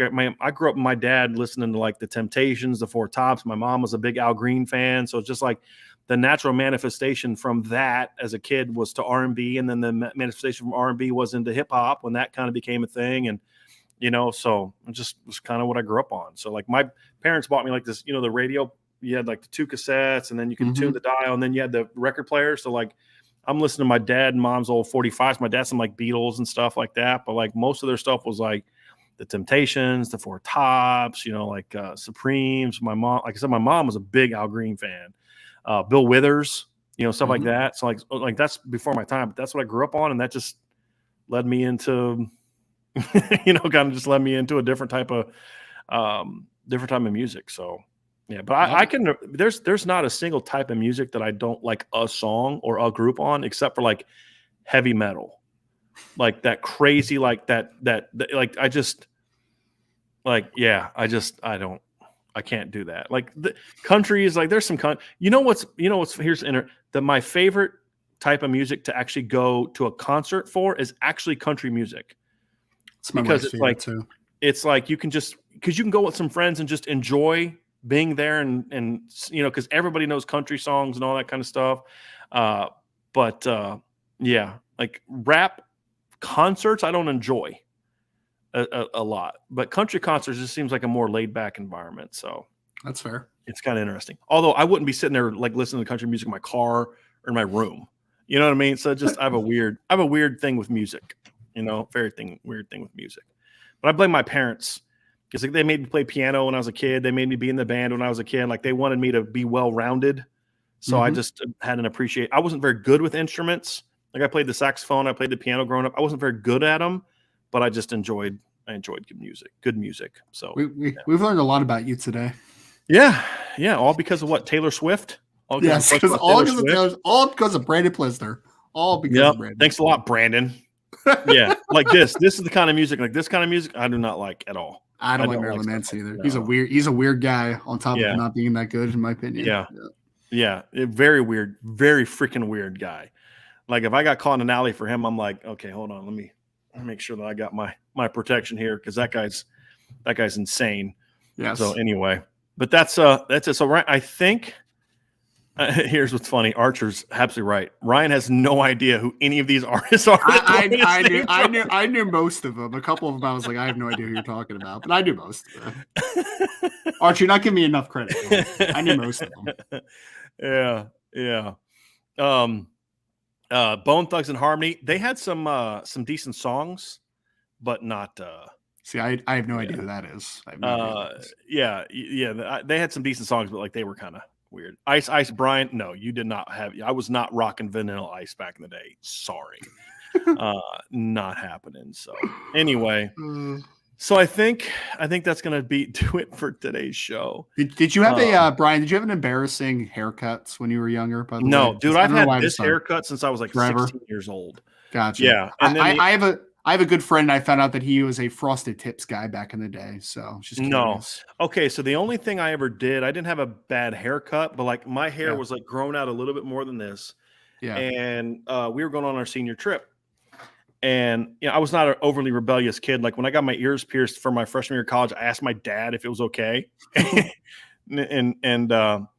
But I was going to dye my hair blonde for our senior trip because some of the girls in the class was like, this one girl wanted to be, she actually is she's a stylist. She like does hair now, but she's like, oh, she always wanted to do that. And she's like, I'll dye your hair. So we went to the store and we bought hair dye because we're going to New York. We're going to Toronto and then New York City for our senior trip. And so she bought this box of blonde thing. And so again, because I'm like, look, my hair's not that long. It'll be really easy to just like in 2 weeks, I can just shave it off and it's back to being brown again. Right. And so she finishes it, and my whole head was orange, like a redhead, right? I'm like, what the freaking heck happened? So I grab the box and I look. I'm like, dude, blonde. Why is my hair orange? And then you read the finer print. It says any natural red tints will show, when you dye it. So I went on my senior trip with orange freaking hair.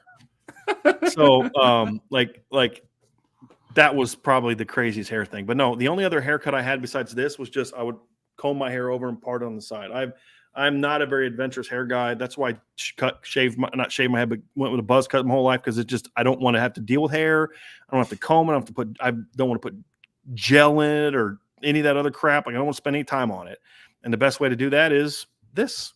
It's the easiest way to do that. So no embarrassing hair stories. The answer Milton fan 15 is no. Can we get back to football? No, I'm enjoying this. Yes. Let's have fun. It's a mailbag, man.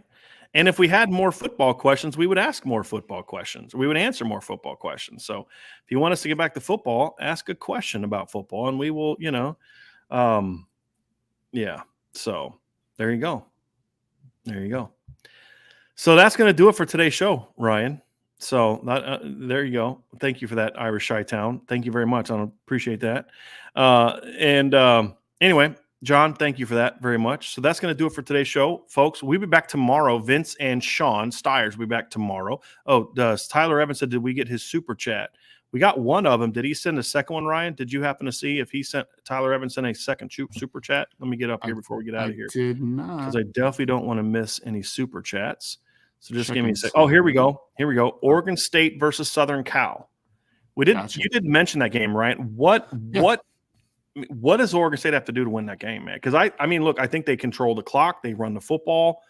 I just don't think they have enough athletes on defense to stop USC. That's my big concern. What is that kind of what made you not go with them for the upset?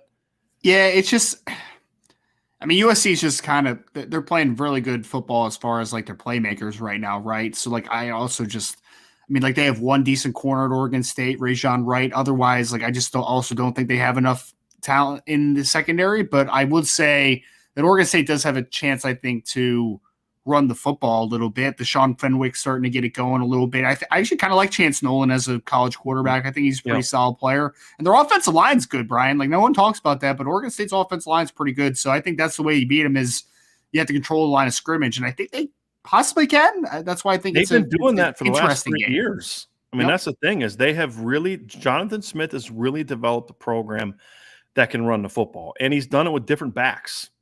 Mm-hmm. You know, like they had Jamar Jefferson? Wasn't that kid's name? Yep. A couple of years ago that just kind of came out of nowhere. And then he goes pro a year early, like should not have gone pro when he did. You know, came out after the COVID year, should not have come out that year. The year before, their leading rusher was a kid named Artavis Pierce. You know, then 2021, last year, BJ Baylor comes out. You know, I mean, BJ Baylor the year before, Ryan, had 27 carries for 124 yards and a touchdown. Then last year breaks out and goes for 13-36, 13 touchdowns, 5.9 a carry. Their next running back was 5.7 a carry. Their next back was 6.4 a carry. You know, I mean, so they have really developed a nice ground attack. And then Deshaun Fenwick is their top back so far this year. And so, you know, I really like what they're doing. They haven't been dominant on the ground early this year like they were in past years, but they've been good. You know, that's the thing for me. So, yeah, that's the thing for me. So if that makes sense. So, yep. But yeah, I would like to see that obviously for a lot of different reasons. I would like to see them pull off that upset, but I think you got to be able to score to beat USC. And I just don't know. Like that was the thing against Fresno. They just could not keep up with Fresno's offense. And if you can't keep up with Fresno's offense, I don't think you're going to be able to keep up with USC's because they didn't run the ball great. They didn't run the ball great against Fresno, and that was a problem. So they're going to need to get that thing going a little bit more. There's no doubt. I have a super chat from Justin Knox. We have a couple other football questions that came up. The Big Chill is the most iconic album ever. Right up your alley, Brian.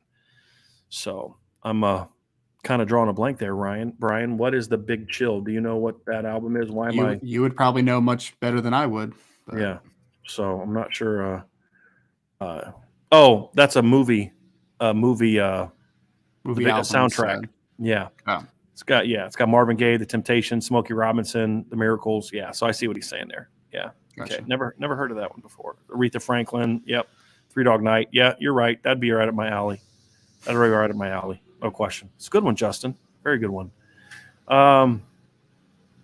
Beefeater, Brian, if we run into you tomorrow, I cannot promise my 7-year-old will not try to tackle you. Does he not like me? You know, I don't quite understand that one. So hopefully it's a good tackle. So I don't know. I'm not sure how to feel about that one. A couple more questions here. Here's an interesting, Ryan. Mitch Notre, is Tommy Reese in the hot seat? I don't think he is yet because we're 3 games in, Ryan. But if things don't change dramatically, you have to. Like you're at the point now where it's like, dude, you're on.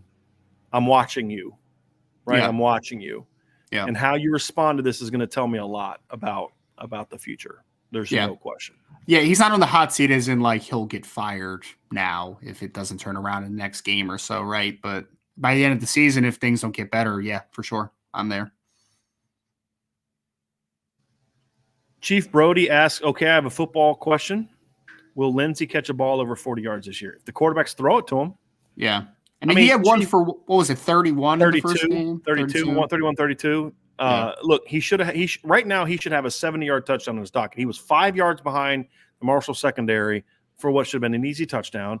He was wide open for what should have been a big play against Ohio. Not wide open. He had 2-3 steps on a guy against Ohio State that should have been a 40-plus yard gain. He's gotten open on those throws. The balls just haven't come. If the quarterback gives him time and he catches, and if the quarterback gets time and they let it rip, then sure, he will. He's been open for several. It's just whether or not the quarterback's going to read it and get the ball to him. So, that's kind of the question. Occam's razor tells me that at some point it'll happen. So we'll see. Yeah. It's Mitch. The biggest game this weekend besides Notre Dame, North Carolina, that you're looking towards and thought on who you think will win said game. I think the Tennessee-Florida game for me, Ryan, is probably the game I'm most intrigued by, and we broke that down earlier. That's, of all the games we discussed, that's the one I'm most curious about because of what we're going to learn about those two teams. That would be one of the ones for me. I would also just throw out again the Oregon State USC game. Like that's an interesting game to me. Like I think that's we're going to see if USC is legit, right? If they're going to defy kind of the early odds of them developing that quick. And I'll be rooting for Oregon State. It's not even my USC hatred. Like I just really love what Jonathan Smith has been doing with Oregon State. So I'm really intrigued to see that game. I like teams like that. I like teams that aren't traditionally good, that get a coach, especially because the storyline's great. Like he's doing at Oregon State what people thought Scott Frost was going to do at Nebraska. Former player, had some great years under him. Are they going to be able to get it going? I think those are he's doing. And the question is, does he leave for anywhere?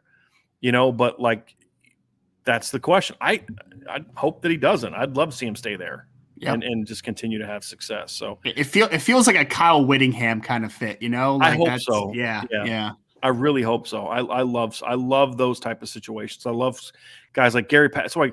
That's why I used to always root for TCU. Not anymore. Like, screw you. Gary Patterson made you relevant. Not Dennis Francione. Gary Patterson turned down Texas at least twice to stay at your stinking little tiny school that nobody else cares about. And then, you know what I mean? Like, forget you. Like 2-3 years after you play for the Big 12 title, you fire him. Why? Whatever. Forget TCU. But schools don't have the same loyalty for coaches as coaches have for schools sometimes, which is why I understand more than ever why some kids leave. So anyway, Ryan, that's going to do it for today's show. The mowers just showed up at my parents' house. Nice. So it's going to get really loud here. And you've already started to hear it. So that's going to do it for today's show. We went super long. I had fun in the mailbag today, man. So I want to thank everybody for being a part of what we do. Hit that like button, hit that subscribe button, hit the notification bell, share this podcast. And, of course, always like what we're doing at Irish Breakdown. Sign up for the message boards, board@irishbreakdown.com. See you tomorrow, 10 a.m. for the IB Countdown to Kickoff with Sean and Vince. Have a great weekend, everybody. Hopefully I'll run into some of you down in Chapel Hill this weekend.